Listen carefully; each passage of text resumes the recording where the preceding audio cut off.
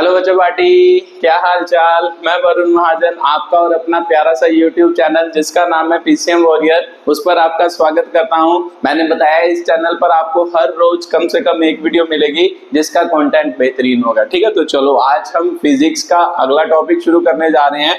Laws of motion मैंने chapter शुरू की है, उसके बेसिक चीजें मैंने आपको पढ़ा दी हैं। पिछली वीडियो में मैंने आपको इक्विलिब्रियम ब्लॉक वाले क्वेश्चन करवाए थे, ब्लॉक स्ट्रिंग वाले क्वेश्चन करवाए थे, जिसमें मैंने क्या है कि भाई इक्विलिब्रियम वाली कंडीशन ली थी, है ना। तो आज हम न्यूटन सेकंड लॉ के ब्लॉक्स वाले क्या करेंगे, क्वेश्चन करेंगे और देखेंगे कि भाई कैसे इन क्वेश्चन को इजीएस्ट वे में किया जा सकता है। ये सब कुछ क्या करने जाएंगे, एक्सप्लेन करेंगे। ठीक है, तो आप वीडियो को लास्ट तक जरूर देखना, बहुत मजेदार टॉपिक है, बहुत कुछ सीखने को मिलेगा। अच्छे तरीके से अगर क्वेश्चन लगाओगे तो सभी क्वेश्चन क्या हो जाएंगे, सॉल्व हो जाएंगे। कोई भी क्वेश्चन सॉल्व करोगे तो सभी क्वेश्चन सॉल्व हो जाएंगे। तो आपको पता ही है, या जेई और नीट के लिए बहुत इंपॉर्टेंट टॉपिक है, मतलब क्लास 11 के लिए भी इंपॉर्टेंट है। तो चलो शुरू करते हैं, बातें ना करते हुए। पहले तो इसकी डेफिनेशन थोड़ी सी समझते हैं, उसके बाद इसको बेसिक से शुरू करते हैं और बढ़िया बढ़िया क्वेश्चन क्या करते हैं, एक्सप्लेन करते हैं। ठीक है, तो लिखो जल्दी जल्दी। आपको पता है कि भाई किसके ऊपर हम क्वेश्चन करने जा रहे हैं, न्यूटन सेकंड लॉ, है ना। न्यूटन क्या होगा, सेकंड क्या होगा, लॉ होगा।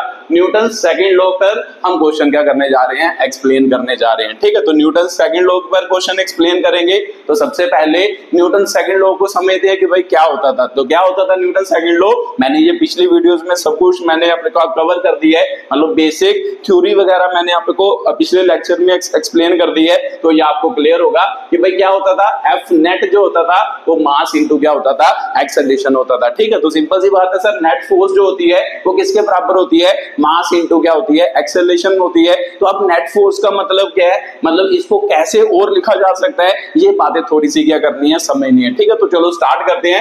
एफ नेट, तो मैंने आपको बताया कि भाई एक्चुअल में फोर्स एक वेक्टर क्वांटिटी होती है। ये मैंने पीछे भी बात समझाई थी कि जब भी कभी मान लो कोई वेक्टर क्वांटिटी हो, वो एक्चुअल में उसको एक्सप्रेस, मान लो वेक्टर को अगर मान लो शो करना हो तो तीन कंपोनेंट में उसको शो किया जा सकता है ना। हमारे मान लो स्पेस में एक्चुअल में किसी भी क्वांटिटी को स्पेसिफाई करना हो तो तीन कोऑर्डिनेट की जरूरत पड़ती है, एक्स, वाई और जेड। ऐसे ही वेक्टर को हम तीन डायरेक्शन में क्या कर सकते हैं, शो कर सकते हैं। वेक्टर तीन डायरेक्शन में प्रेजेंट हो सकता है, एक्स, वाई और जेड में क्या हो सकता है, प्रेजेंट। तो वेक्टर को कैसे लिखते थे ये भी मैंने आपको पीछे समझाया था। वेक्टर का मतलब क्या होता है, मैग्नीट्यूड और डायरेक्शन। पहले एक्स डायरेक्शन का मैग्नीट्यूड और डायरेक्शन कौन शो करता है, आई कैप शो करता है। फिर उसके बाद वाई डायरेक्शन का मैग्नीट्यूड जे कैप शो करता है, मतलब उसकी डायरेक्शन। जेड डायरेक्शन का मैग्नीट्यूड फोर्स का और के कैप हो गया इज इक्वल टू क्या हो गया, मास इनटू एक्सेलरेशन। एक्सेलरेशन भी एक वेक्टर क्वांटिटी है, मास तो स्केलर है, तो मास स्केलर है तो मास तो मास ही होगा। अब उसके बाद सर मान लो एक्सेलरेशन की बात करें तो एक्सेलरेशन क्या होगा, मान लो ए एक्स वेक्टर आई कैप होगा, ए वाई वेक्टर ए वाई ये तो मैग्नीट्यूड है, जे कैप होगा और ए जेड क्या होगा, के कैप होगा। अब इसकी क्या करते हैं, बात करते हैं। तो सिंपल सी बात है सर, ये हो गया।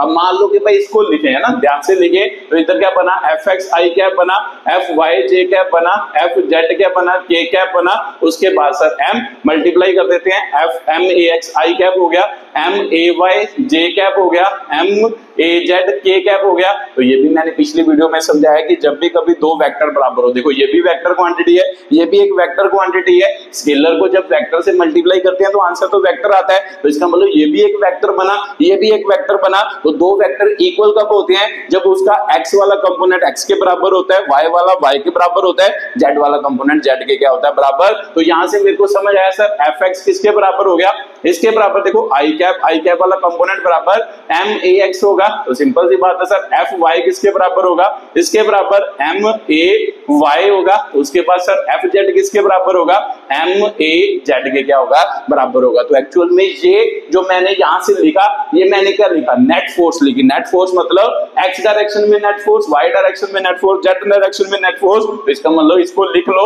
एफ एक्स क्या होगा, नेट होगा। एक्चुअल में ये भी नेट फोर्स है, ये भी क्या है, नेट फोर्स है, ये भी क्या है, नेट फोर्स है। तो एक्चुअल में जब भी कभी आप मान लो किसी पार्टिकल को देख रहे हो, अगर उसकी फोर्स एक से ज्यादा डायरेक्शन में लग रही है, एक्स में लग रही है, वाई में भी लग रही है, जेड में भी लग रही है, तो आपने आपने मान लो नेट फोर्स एक्स डायरेक्शन में देखनी है, तो नेट फोर्स एक्स डायरेक्शन में कितनी होगी, m इंटू क्या होगा, acceleration in X direction. Net force किस डायरेक्शन में देखनी है, y डायरेक्शन में देखनी है, वो किसके बराबर होगा, मास into acceleration in y direction. और नेट फोर्स z डायरेक्शन में देखनी है, और नेट फोर्स फिर इक्वल टू क्या होगा, मास इंटू क्या होगा, एक्सेलरेशन इन क्या होगा, z डायरेक्शन। तो इसका मतलब जब आपको कोई ऑब्जेक्ट पर फोर्स लगाओगे, एक्चुअल में फोर्स को हम तीनों डायरेक्शन में क्या करते हैं, ऑब्जर्व करते हैं। तो जनरली तीसरी डायरेक्शन वाले क्वेश्चन तो हम नहीं करेंगे, दो डायरेक्शन वाले क्वेश्चन हम करेंगे, क्योंकि व्हाइट बोर्ड पर जब मैं आपकी डायग्राम बनाऊंगा तो एक्चुअल में दो कंपोनेंट की बात करेंगे। तो जनरली हम क्या करते हैं, इधर को x मानते हैं, इधर को y मानते हैं, इधर को z मानते हैं। तो जो z वाले क्वेश्चन हम एक्सप्लेन नहीं करेंगे, फोर्स वो वाली एक्सप्लेन करेंगे जो x डायरेक्शन में होगी और y डायरेक्शन में भी क्या होगी, प्रेजेंट। तो जब आपने नेट फोर्स देखनी है तो नेट फोर्स का मतलब क्या है, x वाली x डायरेक्शन में देखेंगे, y वाली y डायरेक्शन में देखेंगे। ठीक है, तो यहां से आपको ये फील आया होगा कि जब भी कभी फोर्स की बात करेंगे, एक्चुअल में उसकी दोनों डायरेक्शन x और y, जब मान लो क्वेश्चन करेंगे x और y दोनों डायरेक्शन में, नेट फोर्स को हम क्या करेंगे, mass into acceleration in x direction रखेंगे, net force in y direction, mass into acceleration in y direction. अगर z भी होगा तो नेट फोर्स इक्वल टू क्या होगा, मास इंटू एक्सेलरेशन इन क्या होगा, z डायरेक्शन होगा। ठीक है, तो ये बात आपको समझ आई होगी। बाकी आप क्वेश्चन करोगे फिर बात और क्लियर होगी कि भाई क्या मैं बोल रहा हूं। ठीक है, तो चलो ये बात तो क्लियर होनी चाहिए कि जब भी कभी मान लो फोर्स देखनी है तो फोर्स, नेट फोर्स तीनों डायरेक्शन में देखनी है कि भाई x y और z तीनों डायरेक्शन में कोई नेट फोर्स है। अगर नेट फोर्स होगी तो वो किसके बराबर होगी, मास into acceleration in that direction. अगर x में नेट फोर्स है तो एक्सेलरेशन इन x डायरेक्शन होगा, अगर y डायरेक्शन में नेट फोर्स है एक्सेलरेशन इन y डायरेक्शन होगा, अगर z डायरेक्शन में नेट फोर्स है तो एक्सेलरेशन इन z डायरेक्शन क्या होगा, आपका होगा। ठीक है, तो बाकी बात आप मान लो खुद करते हैं। तो चलो अब आपको मान लो ये तो समझ आ गया। अब नेट फोर्स क्या होती है इसकी थोड़ी सी बात कर लेते हैं, इसको थोड़ा समझ लेते हैं। ठीक है, तो एग्जांपल के तौर पर अगर मैं लिखूं, मान लो जैसे ये 5 किलोग्राम का ब्लॉक है, मैं इसको इस तरफ मान लो 10 न्यूटन फोर्स लगा रहा हूं, इसको इस तरफ मैं क्या लगा रहा हूं, 5 न्यूटन फोर्स लगा रहा हूं। ठीक है, तो आपको मैं क्वेश्चन पूछूं कि भाई बताओ ये वाला ब्लॉक किस डायरेक्शन में मूव करेगा। ठीक है, तो मान लो यहां पर क्या है, मान लो एक सरफेस है, मान लो ये ग्राउंड है, ग्राउंड पर ये सरफेस पड़ा है, तो बताओ कि भाई ये वाला ब्लॉक किस तरफ जाएगा। तो आपका डायरेक्टली आंसर होगा तो सर जिधर फोर्स बड़ी होती है उस तरफ ब्लॉक क्या करता है, मूव करता है। तो सिंपल सी बात है, जब मान लो न्यूटन सेकंड लॉ के अकॉर्डिंग क्या होता है कि जब मान लो आप फोर्स लगा रहे हो तो एक्सेलरेशन होगी। तो सिंपल सी बात है कि भाई जब आप फोर्स लगाओगे उसको मान लो हमेशा उस ऑब्जेक्ट की क्या होगी, कोई ना कोई क्या होगी, एक्सेलरेशन होगी। तो सिंपल सी बात है सर, आपने बोला कि भाई एक्चुअल में ये ऑब्जेक्ट किधर को मूव करेगा, जिधर फोर्स क्या होगी, बड़ी होगी, इस डायरेक्शन में मूव करेगा। तो एक्चुअल में इस डायरेक्शन में इसकी क्या होगी, कोई ना कोई क्या होगी, एक्सेलरेशन होगी, है ना। अगर फोर्स होगी तो उसी डायरेक्शन में क्या होगी, एक्सेलरेशन होगी। तो सिंपल सी बात है सर, मुझे यहां से ये समझ आ रहा है कि भाई एक्चुअल में जब भी मैं किसी ऑब्जेक्ट पर एक से ज्यादा फोर्सेस लगाऊंगा अलग अलग डायरेक्शन में, तो क्या होगा, एक्चुअल में ऑब्जेक्ट एक ही डायरेक्शन में मूव करेगा जिस डायरेक्शन में फोर्स क्या होगी, ज्यादा होगी। तो दूसरा क्वेश्चन मैं आपको पूछता, पहला तो क्वेश्चन पूछा कि किस डायरेक्शन में मूव किया, तो जनरली आप में से 90% स्टूडेंट यही कहोगे कि भाई ये लोग किधर को मूव करेगा, इधर को मूव करेगा। ठीक है, तो मालूम क्यों करेगा वो भी मैं समझाता हूं। उसके बाद दूसरा क्वेश्चन मैं पूछूं कि भाई इस डायरेक्शन में कितना मूव करेगा, मतलब कितनी फोर्स से मूव करेगा। तो आपका आंसर होगा सर इस डायरेक्शन की फोर्स 10 न्यूटन है, इस डायरेक्शन की फोर्स 5 न्यूटन है, तो फिर इस पर नेट फोर्स कितनी होगी, नेट फोर्स कितनी होती है। तो नेट का मतलब क्या होता है सर, एक डायरेक्शन को हम पॉजिटिव मानते हैं, दूसरी डायरेक्शन को नेगेटिव, तो इसका मतलब 10 न्यूटन है ना, 10 न्यूटन। मान लो इधर वाली डायरेक्शन को मान लो पॉजिटिव मान लो। हमेशा याद रखना है कि जब भी हम मान लो क्वेश्चन सॉल्व करेंगे, हम बड़ी वाली फोर्स को क्या मानेंगे, पॉजिटिव मानेंगे। तो आपने यहाँ पर वो वाली डायरेक्शन भूल जानी है कि जो हम इस एक्सिस में जाएंगे, एक्स पॉजिटिव में जाएंगे तो डायरेक्शन पॉजिटिव लेनी है, अगर मान लो एक्स नेगेटिव में जाएंगे तो डायरेक्शन नेगेटिव लेनी है। इस क्वेश्चन में हम ऐसे करेंगे कि जिस डायरेक्शन में फोर्स बड़ी है उस डायरेक्शन को हमेशा हम क्या मानेंगे, पॉजिटिव। या फिर ऐसे सोच सकते हो कि जिस डायरेक्शन में फोर्स बड़ी है, ध्यान से देखो, जिस डायरेक्शन में फोर्स बड़ी है तो एक्सेलरेशन उस डायरेक्शन में हो रहा है, तो उसी डायरेक्शन में जिस डायरेक्शन में फोर्स बड़ी है उसमें से हमेशा क्या करेंगे, छोटी क्या करेंगे, मतलब क्या करेंगे, नेट फोर्स निकालेंगे। तो नेट फोर्स कैसे सर, नेट फोर्स का मतलब होता था F1 प्लस क्या होता था F2, तो नेट फोर्स किसके बराबर होगी, F1 का मतलब क्या, फोर्स इन फर्स्ट फोर्स। तो फोर्स मतलब जब भी कभी मान लो जिस जिस डायरेक्शन की बड़ी फोर्स होगी उस डायरेक्शन को हम क्या मानेंगे, पॉजिटिव। तो सिंपल सी बात है सर, इसे 10 लिखेंगे प्लस उसके बाद F2, तो देखो इसके विद रिस्पेक्ट टू इसकी डायरेक्शन क्या उल्टी है, तो इसको हम क्या लिखेंगे, -5 लिखेंगे। तो फिर नेट फोर्स किसकी कितनी हो गई, 10 - 5, तो नेट फोर्स क्या हो गई आपके 5 न्यूटन हो गए। तो बस अब यही बात आपको समझनी है कि भाई नेट फोर्स का मतलब क्या होता है सर, नेट फोर्स का मतलब होता है यहां से ऑब्जर्व करो F1 + F2 लिखे, बट एक्चुअल में F1 + F2 किसके बराबर है, यहां से देखो, यहां से F नेट किसके बराबर है, ऐसा नहीं लिख सकते कि भाई जो नेट फोर्स है ये पहली फोर्स हो गई F1, तो मान लो F1 हो गई, ये कौन सी माइनस साइन ले देते हैं, ये किसका मैग्नीट्यूड है, इसका मैग्नीट्यूड है, तो यहाँ पे F2 लिख देते हैं। तो सिंपल सी बात है कि भाई ये बात ध्यान रखनी है कि जब भी नेट फोर्स लेनी है, नेट फोर्स लेनी है, तो नेट फोर्स किसके बराबर होगी, पहली फोर्स जो बड़ी फोर्स है, जो बड़ी फोर्स है वो वाली फोर्स, उसमें से छोटी फोर्स को क्या करना है, माइनस करना है, तो नेट फोर्स क्या होगी, हमेशा उस तरफ होगी। तो आपको बात समझ आई होगी कि जब भी किसी ऑब्जेक्ट की नेट फोर्स निकालनी है तो क्या मतलब हमारे दिमाग में आना चाहिए, नेट फोर्स का मतलब है कि भाई एक्चुअल में हमने क्या सोचना है कि नेट फोर्स का मतलब है कि भाई जिस डायरेक्शन में ऑब्जेक्ट जा रहा है, जिस डायरेक्शन में ऑब्जेक्ट जा रहा है, तो एक्चुअल में नेट फोर्स किधर होगी, उसी डायरेक्शन में होगी, तो उसको निकालना है बड़ी फोर्स में से, है ना, जिस डायरेक्शन में वो जा रहा होगा उसी डायरेक्शन में बड़ी फोर्स होगी, तो बड़ी फोर्स में से छोटी फोर्स को माइनस कर देना है, तो वो आपकी नेट फोर्स के क्या होगी, बराबर होगी। ठीक है, बात मेरे को समझ आ रही है कि भाई क्या, एक और क्वेश्चन करते हैं फिर बात आपको और क्लियर होगी। ठीक है, तो जैसे एग्जांपल के तौर पर मैं बोलता कि भाई 5 किलोग्राम का क्वेश्चन है, इधर फोर्स लग रही है F, इधर फोर्स लग रही है T, तो मान लो ऑब्जेक्ट किधर को जा रहा है, इधर को क्या कर रहा है, मूव कर रहा है ना, जिस डायरेक्शन में मान लो क्या है ऑब्जेक्ट मूव कर रहा है इस डायरेक्शन में, तो मैं बोलता कि भाई बताओ नेट फोर्स कितनी होगी, तो आपका आंसर होना था कि सर नेट फोर्स, अभी आपने बताया कि भाई नेट फोर्स किसके बराबर होती है, जिस डायरेक्शन में बॉडी जा रही है, जिस डायरेक्शन में बॉडी क्या कर रही है, मूव, उस डायरेक्शन की फोर्स हमेशा क्या होगी, बड़ी होगी, जिस डायरेक्शन में बॉडी मूव नहीं कर रही वो हमेशा क्या होगी, छोटी। तो नेट फोर्स का मतलब होता है कि जिस डायरेक्शन में बॉडी जा रही है उस फोर्स में से जो पीछे की डायरेक्शन में फोर्स लग रही है दोनों को क्या कर दो, माइनस कर दो, उसे ही हम नेट फोर्स कहते हैं। तो सिंपल सी बात है, F माइनस क्या होगा, T होगा ना। मतलब नेट फोर्स पूछता तो जिस डायरेक्शन में बॉडी जा रही है तो इस डायरेक्शन में जा रही है, एक्सेलरेशन इस डायरेक्शन में, तो बॉडी भी इस डायरेक्शन में जाएगी, इसमें से इसे क्या कर दो, माइनस कर दो, ये आपकी क्या होगी, नेट फोर्स होगी। तो ध्यान से देखो, इसमें भी तो यही किया है कि भाई अगर नेट फोर्स यहाँ पे लिखते तो सर नेट फोर्स किधर, जिस डायरेक्शन में बॉडी जा रही है, तो सर मेरे को पता है जिस डायरेक्शन में जा रही है उस फोर्स में से पीछे वाली फोर्स क्या करनी है, उल्टी डायरेक्शन वाली फोर्स माइनस करनी है, तो 10 माइनस क्या होगा, 5। तो यही तो बना, देखो नेट फोर्स बड़ी फोर्स में से छोटी फोर्स क्या कर दी, माइनस कर दी। तो बस यहां से ये समझना है कि नेट फोर्स का मतलब क्या होता है कि जिस डायरेक्शन में ऑब्जेक्ट जा रहा है, नेट फोर्स उसी डायरेक्शन में होगी जिस डायरेक्शन में ऑब्जेक्ट जा रहा है। तो जब नेट फोर्स निकालनी है, उस डायरेक्शन वाली फोर्स जिस डायरेक्शन में ऑब्जेक्ट जा रहा है उसमें से उसके पिछली वाली फोर्स जो होगी उसे माइनस कर देना है, वो आपकी क्या होगी, नेट फोर्स के बराबर होगी। ठीक है, तो चलो एक छोटा सा मान लो एग्जांपल और लेते हैं, फिर उसको क्या करते हैं, एक्सप्लेन करते हैं, क्वेश्चंस करते हैं, फिर क्वेश्चन से आपको अपने आप बातें क्या आती जाएंगी, क्लियर होती जाएंगी।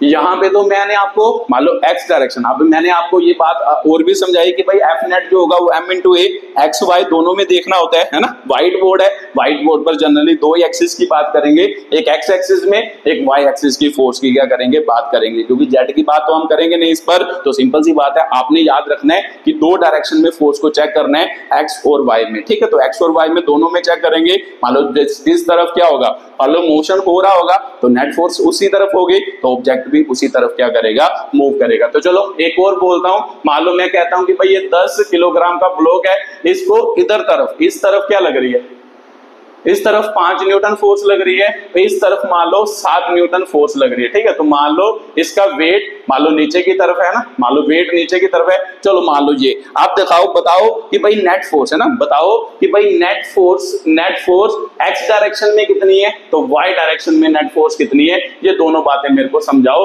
कि भाई कितनी होगी। तो सिंपल सी बात है सर, नेट फोर्स निकालनी है तो सबसे पहले x डायरेक्शन में निकालें। तो पहले ही तो आपको समझ आ रहा होगा कि जिस डायरेक्शन में बड़ी फोर्स है उस डायरेक्शन में बॉडी जाएगी, तो मेरे को पता है एक्सेलरेशन किधर होगा, इस डायरेक्शन में। तो सिंपल सी बात है सर, जिस डायरेक्शन में नेट फोर्स होती है तो नेट फोर्स का मतलब क्या होता है, जिस डायरेक्शन की फोर्स मतलब जिसमें नेट फोर्स जा रही है या जिसमें बॉडी मूव कर रही है उस फोर्स में से छोटी वाली फोर्स को क्या कर देना है, माइनस। तो सिंपल सी बात है सर, मेरे को पता लग गया कि भाई नेट फोर्स जो होगी एफ नेट जो होगी वो किसके बराबर होगी, 7 माइनस क्या होगा, 4 होगा, है ना। 7 माइनस क्या होगा, 5। अगर मैं यहाँ पर लिख देता, मान लो F2 लिख देता, यहाँ पर F1 लिख देता, तो सिंपल सी बात है मैं कहता कि भाई F2 ग्रेटर देन F1, तो आप नेट फोर्स लिख सकते थे। तो नेट फोर्स का मतलब जिस डायरेक्शन में बॉडी जा रही है उसमें से दूसरी फोर्स को माइनस कर दो, तो F net is equal to F2 minus क्या होगा, F1 होगा। तो सिंपल सी बात है, F2 माइनस F1 जब आप करोगे तो नेट फोर्स के बराबर आएगा। तो नेट फोर्स का मतलब क्या होता है, मास इंटू क्या होता है, एक्सेलरेशन।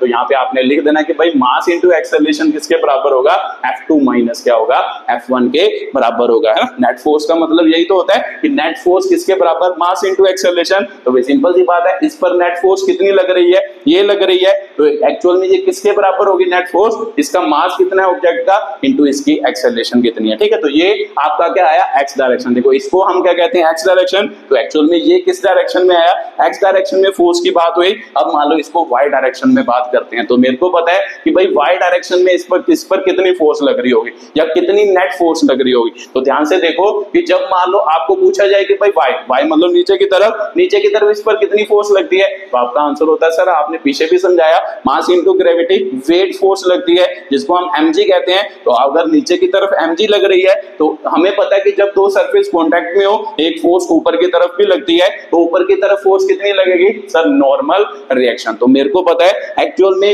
ये सरफेस है ना, ये सरफेस जो होगा, ये सरफेस जो होगा, तो एक्चुअल में जो भी हम क्वेश्चन करने जा रहे हैं इसमें मैं सरफेस को क्या मानूंगा, स्मूथ मानूंगा। स्मूथ मतलब एक्चुअल में फ्रिक्शनल फोर्स की बात इस मान लो वीडियो में हम नहीं करेंगे, वो अगले मतलब जब क्वेश्चन करवाएंगे, चैप्टर करवाएंगे फ्रिक्शन वाला, उसमें आपको क्या करेंगे, फ्रिक्शन की बात। अगर मैं पूछूं कि भाई वाई डायरेक्शन में नीचे की तरफ फोर्स कितनी लग रही है, mg इसके ऊपर है ना, मान लो इसको पॉइंट ऑब्जेक्ट FPD बनाए, ऊपर की तरफ n, नीचे की तरफ क्या होगी mg। तो अब आपका दिमाग में आएगा कि भाई सर जब मान लो नीचे की तरफ mg लग रही है, ऊपर की तरफ नॉर्मल रिएक्शन लग रही है, तो हम कह सकते हैं कि भाई ऑब्जेक्ट किधर को जाएगा। तो ध्यान से बात को समझना, ये बात बहुत इंपॉर्टेंट है। तो मान लो कि भाई जैसे आप जमीन पर खड़े हो, ग्राउंड पर, ये ब्लॉक भी तो ग्राउंड पर ही है, मैंने माना ये किसको माना है, ग्राउंड माना है या कोई सरफेस माना है। तो जब आप सरफेस पे खड़े होते हो तो एक्चुअल में क्या होता है कि आपका वेट तो नीचे की तरफ एक्ट करता है, तो जो सरफेस आपको नॉर्मल रिएक्शन प्रोवाइड करवा रहा है उसकी वैल्यू कभी बड़ी होती है। ध्यान से दिमाग में सोचो। तो सर मेरे को पता है कि अगर मैं ग्राउंड पर खड़ा हूं ना, मैं मान लो अर्थ पर खड़ा हूं, अर्थ को जब मैं खड़ा हूं तो मेरे को पता है कि भाई एक्चुअल में मान लो जब सरफेस हम उसको नीचे की तरफ mg फोर्स लगा रहे हैं, तो वो भी तो हमें नॉर्मल रिएक्शन ऊपर की तरफ लगा रहा है, वो नॉर्मल रिएक्शन कभी बड़ी होती है। तो आपका आंसर होगा सर नहीं, क्योंकि मेरे को पता है कि हम जहां खड़े हैं वहां पर ही खड़े हैं। तो इसका मतलब ना तो हम नीचे की तरफ जा रहे हैं ना हम ऊपर की तरफ जा रहे हैं, तो इसका मतलब हम किस पर है, रेस्ट पर। तो इसको क्या कहते हैं, इक्विलिब्रियम कंडीशन कहते हैं, ये मैंने पीछे समझाया। तो एक्चुअल में जो नॉर्मल रिएक्शन फोर्स होती है वो क्या करती है, वो हमेशा जो आपका mg होता है उसको क्या करती है, बैलेंस करती है। क्या बोल रहे हो सर, एक बार फिर से रिपीट करना। नॉर्मल रिएक्शन जो फोर्स है ना, जब आप सीधे खड़े हो, सीधे केस की बात कर रहा हूं, जब आप सिंपल सरफेस पे खड़े हो, इंक्लाइंड प्लेन की बात नहीं कर रहा, तो जब आप सीधे खड़े हो तो सिंपल सी बात है, जब आपकी फोर्स नीचे की तरफ लग रही है उतनी ही फोर्स सरफेस आपके ऊपर लगा रहा है। तो एक्चुअल में उसमें कोई भी नेट फोर्स नहीं होगी। क्यों, क्योंकि नॉर्मल रिएक्शन हमेशा आपके वेट की फोर्स को, जब आप मान लो सिंपल खड़े हो, आपकी फोर्स को क्या करता है, बैलेंस करता है। तो सिंपल सी बात है, मान लो mg नीचे की तरफ लग रहा है, नॉर्मल रिएक्शन ऊपर की तरफ लग रहा है, तो आपका आंसर होगा सर नेट फोर्स यहाँ पे क्या होगी, 0 होगी। क्यों, क्योंकि मेरे को पता है कि भाई जड़ा मतलब जो मेरा वेट है उसको हमेशा नॉर्मल रिएक्शन क्या करती है, बैलेंस करती है, जब हम सिंपल ग्राउंड पर क्या होंगे, बैठे होंगे या खड़े होंगे। तो सिंपल सी बात है। तो ये एक्चुअल में किसकी कंडीशन है, इक्विलिब्रियम की। इसका मतलब वाई डायरेक्शन में ये बॉडी क्या है, इक्विलिब्रियम में, मूव नहीं करेगी। इक्विलिब्रियम का मतलब क्या होता है कि जिस डायरेक्शन में इक्विलिब्रियम हो उस डायरेक्शन में ऑब्जेक्ट कभी भी मूव नहीं करता। तो सिंपल सी बात है, जब भी नॉर्मल रिएक्शन होगी और mg होगी तो इसका मतलब क्या है कि भाई वो बॉडी हमेशा क्या रहेगी, इक्विलिब्रियम में रहेगी, वहां पर कोई भी नेट फोर्स एक्ट नहीं करेगी। तो सिंपल सी बात है सर, ऑब्जेक्ट किधर को जाएगा, फिर जिधर फोर्स बड़ी होगी इसका मतलब इधर को जाएगा, ऊपर की तरफ नॉर्मल रिएक्शन, नीचे की तरफ mg। अगर नॉर्मल रिएक्शन और mg है तो फिर आपका ऑब्जेक्ट हमेशा क्या होएगा, इक्विलिब्रियम होएगा। तो आपके दिमाग में आएगा सर वाई डायरेक्शन में ऑब्जेक्ट कब जाएगा, फिर फिर आपके दिमाग में तो यही आएगा ना कि भाई वाई डायरेक्शन में ऑब्जेक्ट कब जाएगा। तो आपका आंसर मैं यही बताने जा रहा हूं कि वाई डायरेक्शन में ऑब्जेक्ट कब जाएगा, जब नेट फोर्स कब कहां होगी, मतलब वाई डायरेक्शन में क्या होगी, नेट फोर्स होगी। तो सिंपल सी बात है सर, वाई डायरेक्शन में नेट फोर्स कब होगी, तो सिंपल, अब ध्यान से समझना। अब इसको छोड़ दो नॉर्मल रिएक्शन को, मान लो इस डायरेक्शन में फोर्स आपको पता है हमेशा mg होती है। अगर मैं बोलूं कि भाई इस डायरेक्शन में फोर्स कितनी है, 3 mg है, इस डायरेक्शन में फोर्स कितनी है, 3 mg, तो आप बताओ कि भाई किस डायरेक्शन में फोर्स ज्यादा। तो आपका आंसर होगा सर ऊपर वाली डायरेक्शन में फोर्स ज्यादा। अगर ऊपर वाली डायरेक्शन में फोर्स ज्यादा होगी तो सिंपल सी बात है नेट फोर्स किधर होगी, इधर को होगी। अगर नेट फोर्स इधर को होगी तो ऑब्जेक्ट किधर को मूव करेगा, ऊपर की तरफ क्या करेगा, मूव करेगा। ठीक है, तो मेरे को पता लग गया। अब मैं एफ नेट लिखना चाहूं तो मेरे को पता है जिस डायरेक्शन में ऑब्जेक्ट जा रहा है उस फोर्स में से छोटी फोर्स माइनस कर दूंगा, 3 mg माइनस क्या हो जाएगा, mg। तो इसका मतलब नेट फोर्स क्या होगी सर आपके 2 mg। तो 2 mg किस डायरेक्शन में, ऊपर की डायरेक्शन में, तब बॉडी की क्या होगी, एक्सेलरेशन होगी। तो सर अब मेरे को समझ आ रहा है कि भाई जब भी कभी वाई डायरेक्शन के मोशन को हमने देखना है, जब नॉर्मल रिएक्शन और mg लग रहा होगा तो तब तो कोई भी नेट फोर्स नहीं होगी, इक्विलिब्रियम कंडीशन होगी। अगर मान लो ऊपर वाली डायरेक्शन में है ना, नीचे वाली में नहीं, ऊपर वाली डायरेक्शन में कोई फोर्स मान लो आती है जो हमारे mg से क्या होगी, ज्यादा होगी। जब भी कभी ऊपर वाली फोर्स हमारे mg से क्या होगी, ज्यादा होगी, तो इसका मतलब क्या, इसका मतलब नेट फोर्स किस डायरेक्शन में होगी, ऊपर वाली डायरेक्शन में होगी। तो अगर नेट फोर्स ऊपर वाली डायरेक्शन में होगी, ऑब्जेक्ट ऊपर को मूव करना क्या कर जाएगा, शुरू कर जाएगा। ठीक है, तो ये फीलिंग लेनी जरूरी थी, ये बात आपको समझ आनी जरूरी थी, क्योंकि ये बहुत इंपॉर्टेंट बात है। अगर ये समझ आ गई तो आसानी से आप चीजों को क्या कर लोगे, सॉल्व कर लोगे, क्योंकि बढ़िया क्वेश्चन जब करोगे। अदरवाइज जनरली तो यही होता है कि भाई हमेशा ये दोनों क्या रहते हैं, इक्विलिब्रियम में रहते हैं। बट एक्चुअल में कई क्वेश्चन में जब आप बढ़िया क्वेश्चन करोगे, अगर आप मान लो जेई वगैरह की तैयारी कर रहे हो, जेई मान लो मेंस या एडवांस की तैयारी कर रहे हो, उसमें ऐसे क्वेश्चन भी आएंगे जिसमें नेट फोर्स ऊपर वाली डायरेक्शन में भी होगी ना, इधर तो होगी ऊपर वाली डायरेक्शन में भी नेट फोर्स होगी। अगर ऊपर वाली पे भी होगी, इस डायरेक्शन में भी होगी, तो सिंपल सी बात है सर, दो डायरेक्शन में जब नेट फोर्स होगी तो एक्चुअल में इस पर रिजल्टेंट फोर्स क्या करेगी, एक्ट करेगी। ये ऑब्जेक्ट ना तो इधर को जाएगा ना इधर को जाएगा, वो एक्चुअल में इधर को मूव करेगा जिस डायरेक्शन में क्या होगी, रिजल्टेंट फोर्स। पैरेललोग्राम लॉ पढ़ा हमने, वहां से हम इसको क्या कर लेंगे, सॉल्व कर लेंगे। अब आपको बात समझ आ गई होगी कि भाई नेट फोर्स कैसे देखनी है, कैसे नहीं देखनी, एक्स डायरेक्शन में कैसे देखनी है, वाई डायरेक्शन में कैसे देखनी है। तो 90 मान लो 5% क्वेश्चन हमारे ऐसे ही होते हैं जिसमें वाई डायरेक्शन की क्या होती है, नेट फोर्स क्या होती है, 0 होती है। नॉर्मल और mg एक दूसरे को बैलेंस करते हैं, इक्विलिब्रियम कंडीशन। तो बाकी मान लो किस डायरेक्शन में हमारी नेट फोर्स होती है, एक्स डायरेक्शन में नेक्स्ट फोर्स होती है। ठीक है, तो बाकी आप क्वेश्चन करोगे फिर आपको ज्यादा समझ आएगा कि भाई क्या मैं बोल रहा हूँ, कैसे बोल रहा हूँ। बट अपने दिमाग में ये क्लियर रखना कि जब भी वाई डायरेक्शन की नेट फोर्स देखनी है तो हमेशा mg, जो mg नीचे की तरफ लग रहा है, उससे बड़ी फोर्स ऊपर की डायरेक्शन में लगनी चाहिए। अगर उससे बड़ी फोर्स ऊपर की डायरेक्शन में लगेगी तो इसका मतलब क्या, उसके बड़ी फोर्स मतलब नॉर्मल रिएक्शन को छोड़कर उससे बड़ी फोर्स ऊपर की डायरेक्शन को लगेगी, तभी वो ऑब्जेक्ट वाई डायरेक्शन में जाएगा, अदरवाइज वाई डायरेक्शन में नहीं जाएगा। ठीक है, तो जब भी कभी ऊपर की तरफ छोटी फोर्स होगी, नीचे mg से ऊपर की तरफ छोटी फोर्स होगी, तो नॉर्मल रिएक्शन भी उसे क्या करेगा, बैलेंस। नॉर्मल रिएक्शन हमेशा क्या करता है, मान लो ग्रेविटेशनल फोर्स को क्या करता है, बैलेंस करता है, किस पर, मान लो अपने सरफेस के ऊपर। ठीक है, तो बात आपको समझ आ गई होगी। तो चलो क्वेश्चन सॉल्व करते हैं, फिर आपको बातें और क्लियर होगी। पहले एक हल्का सा क्वेश्चन लेते हैं, फिर उसके बाद क्वेश्चन को थोड़ा बढ़िया करते हैं। ठीक है, तो मान लो हल्का सा क्वेश्चन, मान लो ये हो गया। मान लो आपको पूछा जाए कि भाई एक ब्लॉक है 5 किलोग्राम का, इसके ऊपर कितनी फोर्स लग रही है, मान लो इस डायरेक्शन में 10 न्यूटन फोर्स लग रही है। ठीक है, तो बताओ फाइंड ए एंड नॉर्मल क्या होगा, रिएक्शन होगा। ठीक है, नॉर्मल रिएक्शन। ठीक है, तो ये क्वेश्चन आपको पूछे हैं, ये आपने बताने हैं। तो देखो ध्यान से कि भाई सर मेरे को पता है, ये पहला क्वेश्चन हो गया कि मेरे को पता है कि भाई नेट फोर्स पहले लिखनी पड़ेगी। जब भी कभी फोर्स लगेगी पहले हमने क्या ऑब्जर्व करना है, नेट फोर्स। तो मान लो मैं बार बार आपको बोल रहा हूं कि जो भी हम क्वेश्चन करने जा रहे हैं इसमें हम सरफेस को क्या मारने हैं, स्मूथ, क्योंकि मेरे को पता है कि अगर सरफेस स्मूथ होगा तो फ्रिक्शनल फोर्स की वैल्यू क्या होती है, 0। फ्रिक्शन को हम कंसीडर नहीं कर रहे, जितने भी क्वेश्चन करवाऊंगा फ्रिक्शन को कंसीडर नहीं कर रहे, इसका मतलब फ्रिक्शन 0 है। अब ध्यान से देखो, अब मैं पूछूं कि भाई नेट फोर्स लिखनी है, तो सर नेट फोर्स का मतलब क्या होता था, जिस डायरेक्शन में ऑब्जेक्ट जा रहा है, तो आपको समझ आ ही रहा है कि भाई फोर्स इधर को है तो एक्सेलरेशन इधर को होगी, तो जिस डायरेक्शन में ऑब्जेक्ट जा रहा है उस फोर्स में से, तो इस डायरेक्शन में कितनी फोर्स है 10, और उसमें से पीछे वाली फोर्स को माइनस करना है, इस डायरेक्शन में कोई फोर्स है तो आपका आंसर होगा कोई भी फोर्स नहीं है, आंसर क्या होगा 0 होगा। तो सिंपल सी बात है सर, एफ नेट किसके बराबर 10, तो नेट एफ नेट क्या होता है, न्यूटन्स लॉ के अकॉर्डिंग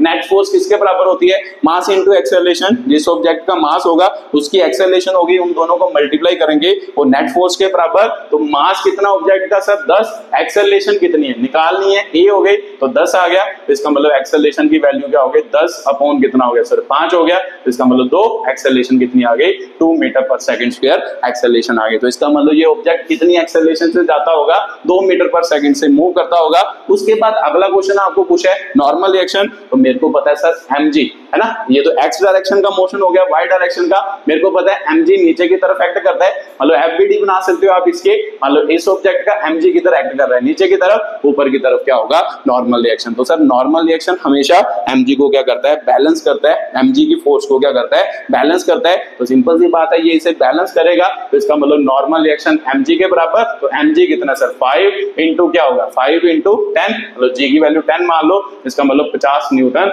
आपका क्या होगा मान लो mg की नॉर्मल रिएक्शन की क्या होगी फोर्स होगी। ठीक है, तो बात आपको क्लियर हुई होगी, एक्चुअल में यहाँ में कोई भी नेट फोर्स नहीं होगी, नॉर्मल रिएक्शन इस mg को क्या करता है हमेशा बैलेंस करता है। तो आपको पता तो है ये ग्राउंड पर है, तो ग्राउंड पर ना तो ऑब्जेक्ट नीचे की तरफ जाता है, तो अगर मान लो ऊपर की तरफ ऊपर कोई फोर्स एक्ट ना कर रही हो नॉर्मल रिएक्शन के अलावा, तो ऑब्जेक्ट हमेशा क्या रहता है स्टेशनरी, स्टेशनरी मतलब रेस्ट, तो इक्विलिब्रियम कंडीशन, इसका मतलब ऊपर वाली फोर्स नीचे वाली फोर्स के बराबर, n is equal to mj, तो n is equal to 50 newton, इसका मतलब ये आपकी नॉर्मल रिएक्शन की वैल्यू है। ठीक है, तो चलो ये तो सिंपल ही क्वेश्चन था, आसान सा क्वेश्चन था। उसके बाद अगला क्वेश्चन करते हैं, वो आप खुद ट्राई करना, थोड़ा सा एंगल बना के क्वेश्चन को क्या करते हैं सॉल्व करते हैं। ठीक है, तो मान लो आपका क्वेश्चन आ जाता है ये, तो मान लो ये आ जाता, तो ध्यान से देखो कि भाई यहाँ पर मान लो 2 किलोग्राम का मास होता, 2 नहीं मान लो 7 किलोग्राम का, 7 किलोग्राम का मास होता, तो यहाँ पर मान लो ऐसे आपकी क्या लगती फोर्स लगती, मान लो 37 डिग्री पर आपकी फोर्स लग रही है, force is equal to 20 newton लग रही है। ठीक है, तो अब आपको पूछा जाए कि भाई क्या मान लो बताओ कि भाई ऑब्जेक्ट है ना, ऑब्जेक्ट जो है मान लो क्या है ऑब्जेक्ट की एक्सेलरेशन बताओ, उसके बाद मान लो इसका क्या बताओ एक्सेलरेशन और नॉर्मल रिएक्शन। ठीक है, तो यहां पे लिख लो find acceleration and normal reaction, find acceleration and normal क्या होगा रिएक्शन होगा। तो सिंपल सी बात है सर, पहले तो मान लो एक्स डायरेक्शन को ऑब्जर्व करते हैं, अगर एक्स को ऑब्जर्व करना है तो जब एंगल बनाती है फोर्स, मेरे को पता है वो 2 डायरेक्शन में अपना इफेक्ट डालती है, एक इस डायरेक्शन में होगा एफ कोस, जिस डायरेक्शन में एंगल हो उस डायरेक्शन में कोस थीटा होता है इसके परपेंडिकुलर, तो इसका मतलब इस डायरेक्शन में ये क्या होगा एफ साइन क्या होगा 37 डिग्री होगा। ठीक है, तो मेरे को पता है अगर एक्स डायरेक्शन को देखें तो इस तरफ कौन सा लग रहा है सर एफ कोस 37 डिग्री लग रहा है, पीछे की तरफ कोई फोर्स लग रही है, तो आपका आंसर होगा पीछे की तरफ तो कोई फोर्स नहीं है। एक्स डायरेक्शन का मान लो चेक करते हैं कि भाई एक्स डायरेक्शन में नेट फोर्स कितनी है, तो एफ नेट किसके बराबर होगा सर, मान लो एफ नेट, तो नेट का मतलब क्या होता था जिस डायरेक्शन में ऑब्जेक्ट जा रहा है, तो मान लो कि भाई आपको पता है कि भाई फोर्स इधर को लग रही है, पीछे को तो कोई फोर्स नहीं लग रही, तो ऑब्जेक्ट इधर को ही जाता होगा, एक्स डायरेक्शन में तो इधर को ही जाता होगा, तो आपका मतलब आपको समझ आया कि भाई एक्सेलरेशन इधर को, तो फिर नेट फोर्स क्या होगी, मान लो इस डायरेक्शन की जो फोर्स इधर होगी इसमें से पीछे वाली फोर्स माइनस करनी होती है, तो एफ कॉस 37 डिग्री माइनस क्या होगा 0 ही होगा, है ना, क्योंकि पीछे की तरफ तो कोई फोर्स नहीं है, एक्स डायरेक्शन में एक फोर्स ये लग रही है, पीछे की तरफ 0 क्या लग रही है फोर्स लग रही है, इन दोनों की सब्ट्रैक्शन मान लो आपकी नेट फोर्स होती है, तो सर मास इनटू क्या हो गया एक्सेलरेशन एफ इनटू कोस 37 वाली ट्रायंगल आपको याद होगी क्या होती थी, मान लो इधर 3 ये 37 डिग्री, ये 4 ये 5, तो सर कोस 37 डिग्री निकालना है, तो कोस 37 डिग्री मतलब 4/5 होगा ना, 4/5 कोस क्या होता है बेस अपॉन हाइपोटेन्यूज, 4/5 माइनस 0 मतलब 0, तो फिर नेट फोर्स मास कितना है सर बॉडी का 7 इंटू क्या हो गया ए हो गया, तो फोर्स की वैल्यू दी है, फोर्स की वैल्यू 20 न्यूटन दी है, 2 न्यूटन नहीं है 20 न्यूटन है, तो इसका मतलब 20 इंटू 4 बाई क्या हो गया 5, तो एक्सेलरेशन की वैल्यू यहां से निकाल लो, 4 पे गया 16 बटा कितना हो गया 7 मीटर पर सेकंड स्क्वायर हो गया। तो सर ये एक्सेलरेशन आ गई, तो ये एक्चुअल में एक्सेलरेशन किस डायरेक्शन में आई एक्स डायरेक्शन में, ये एक्सेलरेशन किस डायरेक्शन में आई एक्स डायरेक्शन में, इसका मतलब एक्स डायरेक्शन में ऑब्जेक्ट की कितनी एक्सेलरेशन होगी ये होगी। तो उसके बाद वाई डायरेक्शन की एक्सेलरेशन भी ऑब्जर्व करनी है, ध्यान से देखो कि भाई वाई डायरेक्शन मान लो 7 किलोग्राम का मान लो आपका आपका क्या है, ऑब्जेक्ट है। नीचे की तरफ mj, तो मैंने अभी बताया कि भाई जब भी एक्सेलरेशन ऊपर की तरफ तब होगी जब मान लो mg से बड़ी फोर्स ऊपर की तरफ क्या करती होगी, एक्ट करती होगी नॉर्मल रिएक्शन को छोड़कर। तो देख लेते हैं कि भाई ऊपर की तरफ कोई फोर्स एक्ट करती है mg से बड़ी, अगर mg से बड़ी फोर्स ऊपर की तरफ एक्ट करती होगी तो सिंपल सी बात है ऑब्जेक्ट क्या जाएगा, ऊपर की तरफ भी क्या करेगा, मूव करेगा। तो ध्यान से देखो सर, mg नीचे की तरफ, ऊपर की तरफ, तो ऊपर की तरफ इस फोर्स का कंपोनेंट कितना है, ये, इस फोर्स का कंपोनेंट ये है, तो इसका फोर्स का कंपोनेंट निकाल लेते हैं। f कितना है, sin 37 डिग्री। तो ध्यान से ऑब्जर्व करो, ये mg से बड़ा है या छोटा है, तो मेरे को पता है सर mg, m का मतलब मास ऑफ ऑब्जेक्ट ये है, तो ये निकाल लेते हैं। मास ऑब्जेक्ट 7 हो गया, g मतलब 10, इसका मतलब नीचे की तरफ कितनी फोर्स एक्ट कर रही है, 70 न्यूटन। ऊपर की तरफ अगर ये फोर्स इससे बड़ी होगी तो ऑब्जेक्ट ऊपर की तरफ जाएगा, अदरवाइज ऑब्जेक्ट ऊपर की तरफ नहीं जाएगा। ऑब्जेक्ट किस में होगा, इक्विलिब्रियम में होगा। ध्यान से देखो, ध्यान से देखो, अगर इसको ऑब्जर्व करें तो f की वैल्यू कितनी है सर, फोर्स की 20 न्यूटन, तो sin 37 कितना होता है, perpendicular upon base, perpendicular upon hypotenuse, तो इसका मतलब 4, इसका मतलब ऊपर की तरफ कितनी है, 12 न्यूटन है। तो सिंपल सी बात है सर, ऊपर की तरफ 12 न्यूटन फोर्स लग रही है, नीचे की तरफ 70 न्यूटन। वेट जो है वो बड़ा है, तो जब भी वेट बड़ा होगा मान लो ऊपर वाली फोर्स से, तो याद रखना कि भाई बॉडी हमेशा क्या होती है, इक्विलिब्रियम में, क्योंकि नॉर्मल रिएक्शन कभी भी ऊपर की तरफ नेट फोर्स नहीं लगाएगी, नॉर्मल रिएक्शन फोर्स को क्या करेगी, बैलेंस करेगी। तो आपको पता समझ आ गया कि सर नीचे की तरफ mg लग रही है, ऊपर की तरफ एक 12 न्यूटन लग रही है, तो बाकी बैलेंस है ना, ऑब्जेक्ट ना तो नीचे की तरफ जा रहा है ना ऊपर की तरफ, नीचे की तरफ तो नहीं जा रहा है ना, मालूम, अगर 70 न्यूटन नीचे की तरफ है, 12 न्यूटन ऊपर की तरफ है, ऑब्जेक्ट तो नीचे की तरफ जाना चाहिए था नेट फोर्स। तो सिंपल सी बात है सर, नीचे की तरफ नहीं जा रहा, कारण क्या है, क्योंकि जो अर्थ है वो उस पर नॉर्मल रिएक्शन भी लगा रही। तो नॉर्मल रिएक्शन किस डायरेक्शन में लगा रही, ऊपर की तरफ। नॉर्मल रिएक्शन हमेशा उसके नेट फोर्स को क्या करता है, जीरो करता है। तो सिंपल सी बात है सर, नॉर्मल रिएक्शन भी ऊपर की तरफ होगा। अब इसको प्लस कर लो, मेरे को पता है इक्विलिब्रियम, एक्चुअल में नॉर्मल रिएक्शन इन दोनों को प्लस करेंगे और इसके बराबर होगा, हमेशा ऑब्जेक्ट क्या होगा, इक्विलिब्रियम। नॉर्मल रिएक्शन हमेशा फोर्सेस को क्या करता है, इक्विलिब्रियम में करता है। जब मान लो कोई भी ब्लॉक, कोई भी सिस्टम किस पर खड़ा होगा, ग्राउंड पर खड़ा होगा। तो सिंपल सी बात है सर, ऊपर वाली फोर्सेस, इक्विलिब्रियम का मतलब क्या होता था, ऊपर वाली फोर्सेस 9 + 12 हो गया, इक्वल टू क्या होगा, नीचे वाली फोर्स के बराबर होगा। इसे ही तो इक्विलिब्रियम कंडीशन कहते हैं, ये पीछे समझाया आपने। तो इसका मतलब 70 - 12, तो इसका मतलब n की वैल्यू कितनी आएगी, 58 न्यूटन आएगी। ठीक है, तो ये आपका क्या है, अगला क्वेश्चन है। तो ये याद रखना है, ये बहुत इंपॉर्टेंट बात है। जब आप मान लो कुछ कॉम्प्लेक्स क्वेश्चन करोगे, फिर आपको दिक्कत होगी, फिर आपको समझने में क्या होगी, परेशानी।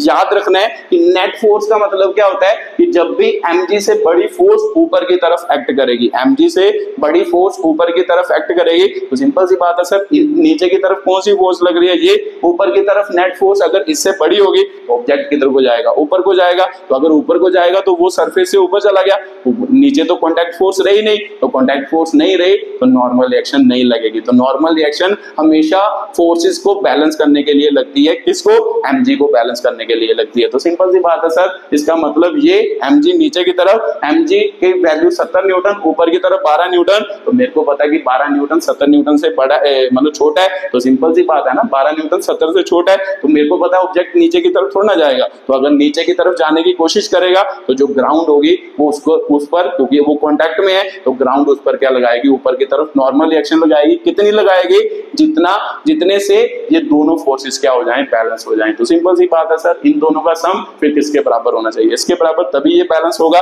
तो इसका मतलब ये फोर्स बैलेंस होगी, नेट फोर्स कितनी होगी, 58 न्यूटन हो गई। ठीक है, तो बात आपको समझ आई होगी कि भाई जब मान लो इस टाइप के क्वेश्चन होंगे, ऐसे उसको क्या करेंगे, चेक करेंगे। तो ये तो एक ब्लॉक वाला क्वेश्चन हो गया। अब 2 ब्लॉक वाले क्वेश्चन करते हैं, स्ट्रिंग का केस भी कंसीडर करते हैं, साथ में स्ट्रिंग को भी लेते हैं। ठीक है, तो मान लो लिखो जल्दी जल्दी, मान लो ये क्वेश्चन आ जाए, जैसे मान लो इसका मास 2 किलोग्राम है।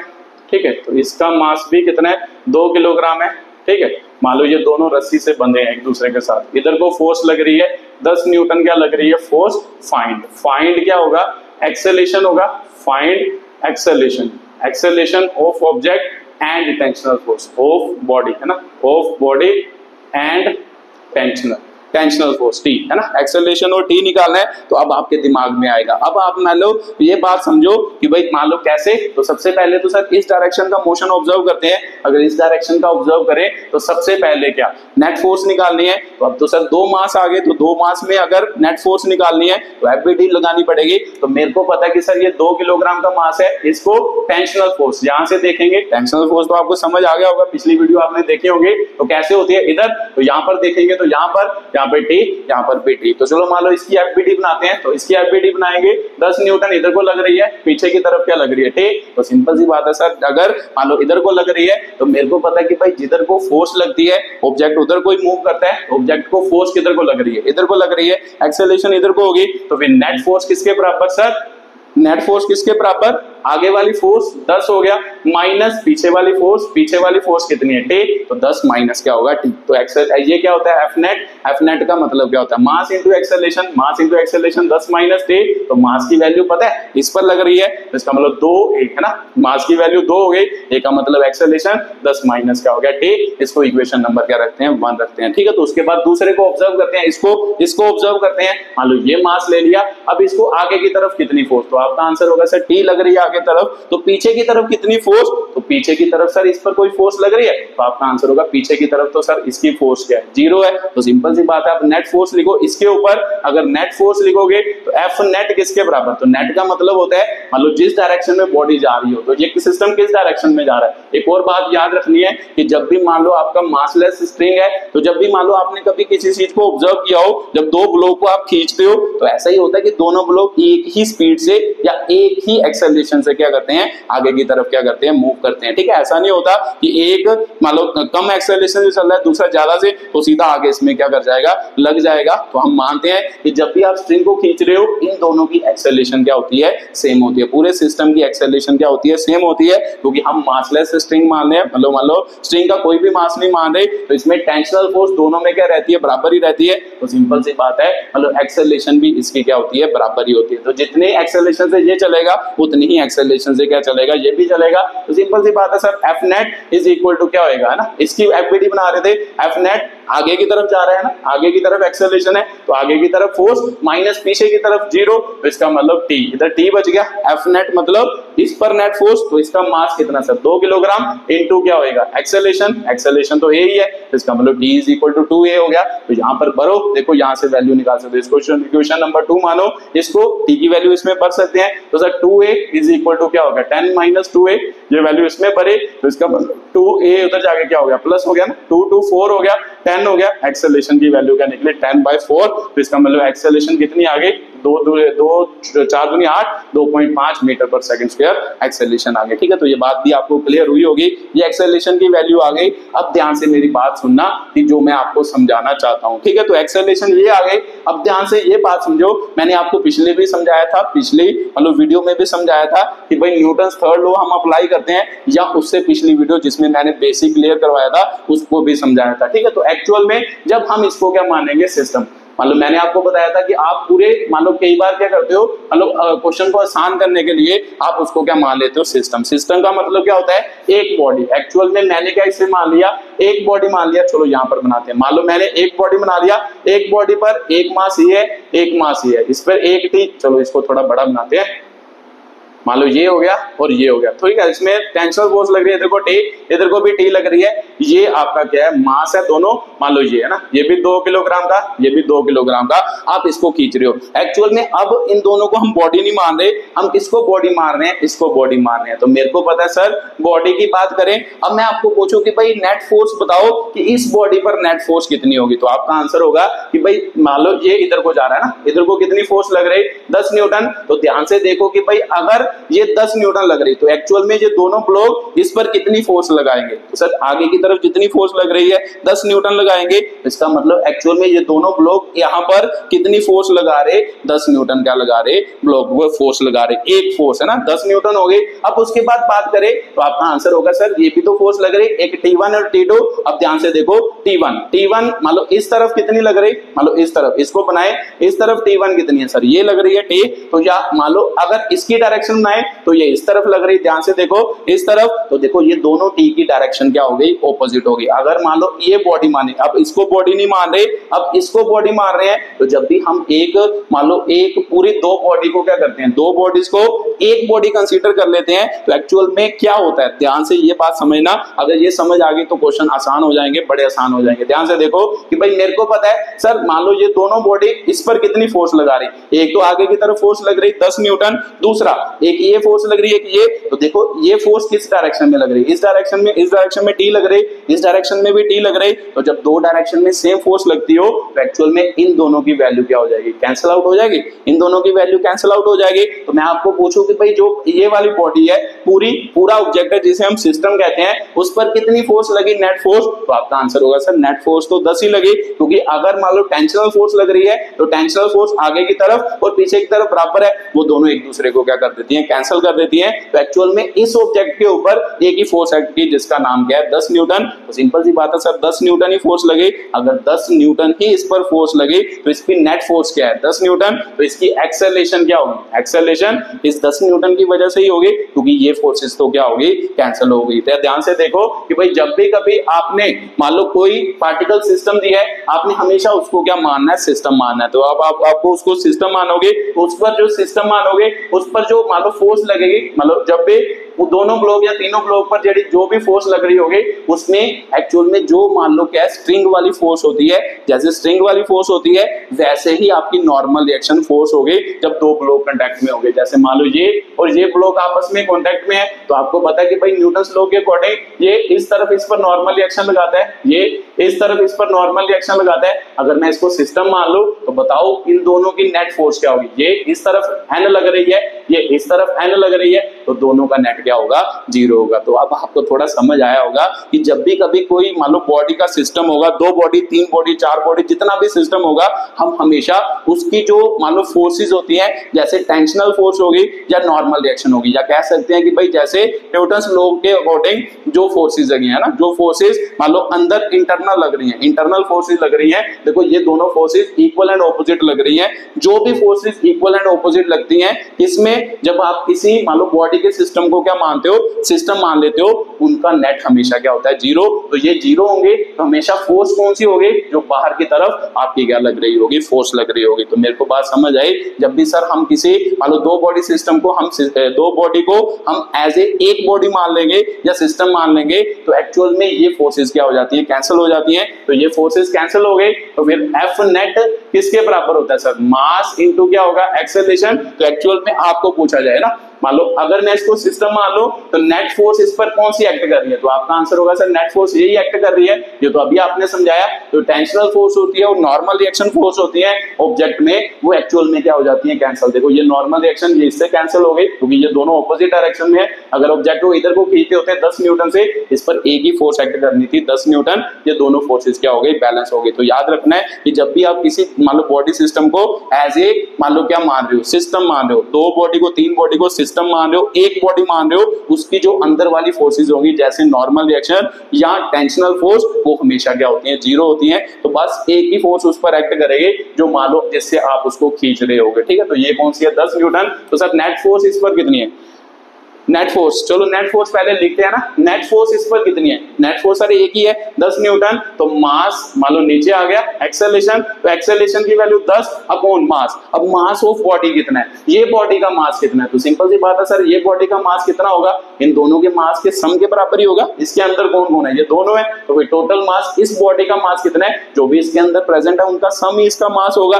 तो 2 और 2 कितना हो गया, 4। देखो ध्यान से 4, तो इसका मतलब 10/4 हो गया। तो 10/4 का आंसर भी क्या हो गया, 2.5 मीटर पर सेकंड स्क्वायर। तो यहां से ये फील आया कि जब भी कभी एक्सेलरेशन निकालनी होगी तो कौन बार बार ये इक्वेशन लिखता जाए। मैंने तो आपको लिख के बता दी है, अब अगले क्वेश्चन में मैं ये इक्वेशन नहीं लिखूंगा, मैं सीधा क्वेश्चन को क्या करूंगा, सॉल्व करूंगा। तो कौन बार बार ये इक्वेशन लिखे, तो सीधा हम याद रखेंगे कि भाई जो भी अंदर स्ट्रिंग वाली फोर्सेज होंगे, है ना, रस्सी वाली जो फोर्सेज होंगे या नॉर्मल रिएक्शन वाली जो फोर्सेज होंगे, वो हमेशा एक दूसरे को क्या करती हैं, कैंसिल आउट करती हैं। आप हमेशा क्या करो, जो भी आपको सिस्टम दिया है जितने भी ब्लॉक दिए उसे एज ए क्या मानो, सिस्टम मानो। तो जब उसे सिस्टम मानोगे, अंदर वाली फोर्सेस कैंसिल, बस फिर कौन सी फोर्स एक्ट करेगी जिससे आप उसको खींच रहे हो, वो वाली फोर्स एक्ट करेगी, वही नेट फोर्स होगी। तो वही नेट फोर्स होगी, उसकी वजह से क्या होगा, एक्सेलरेशन होगा।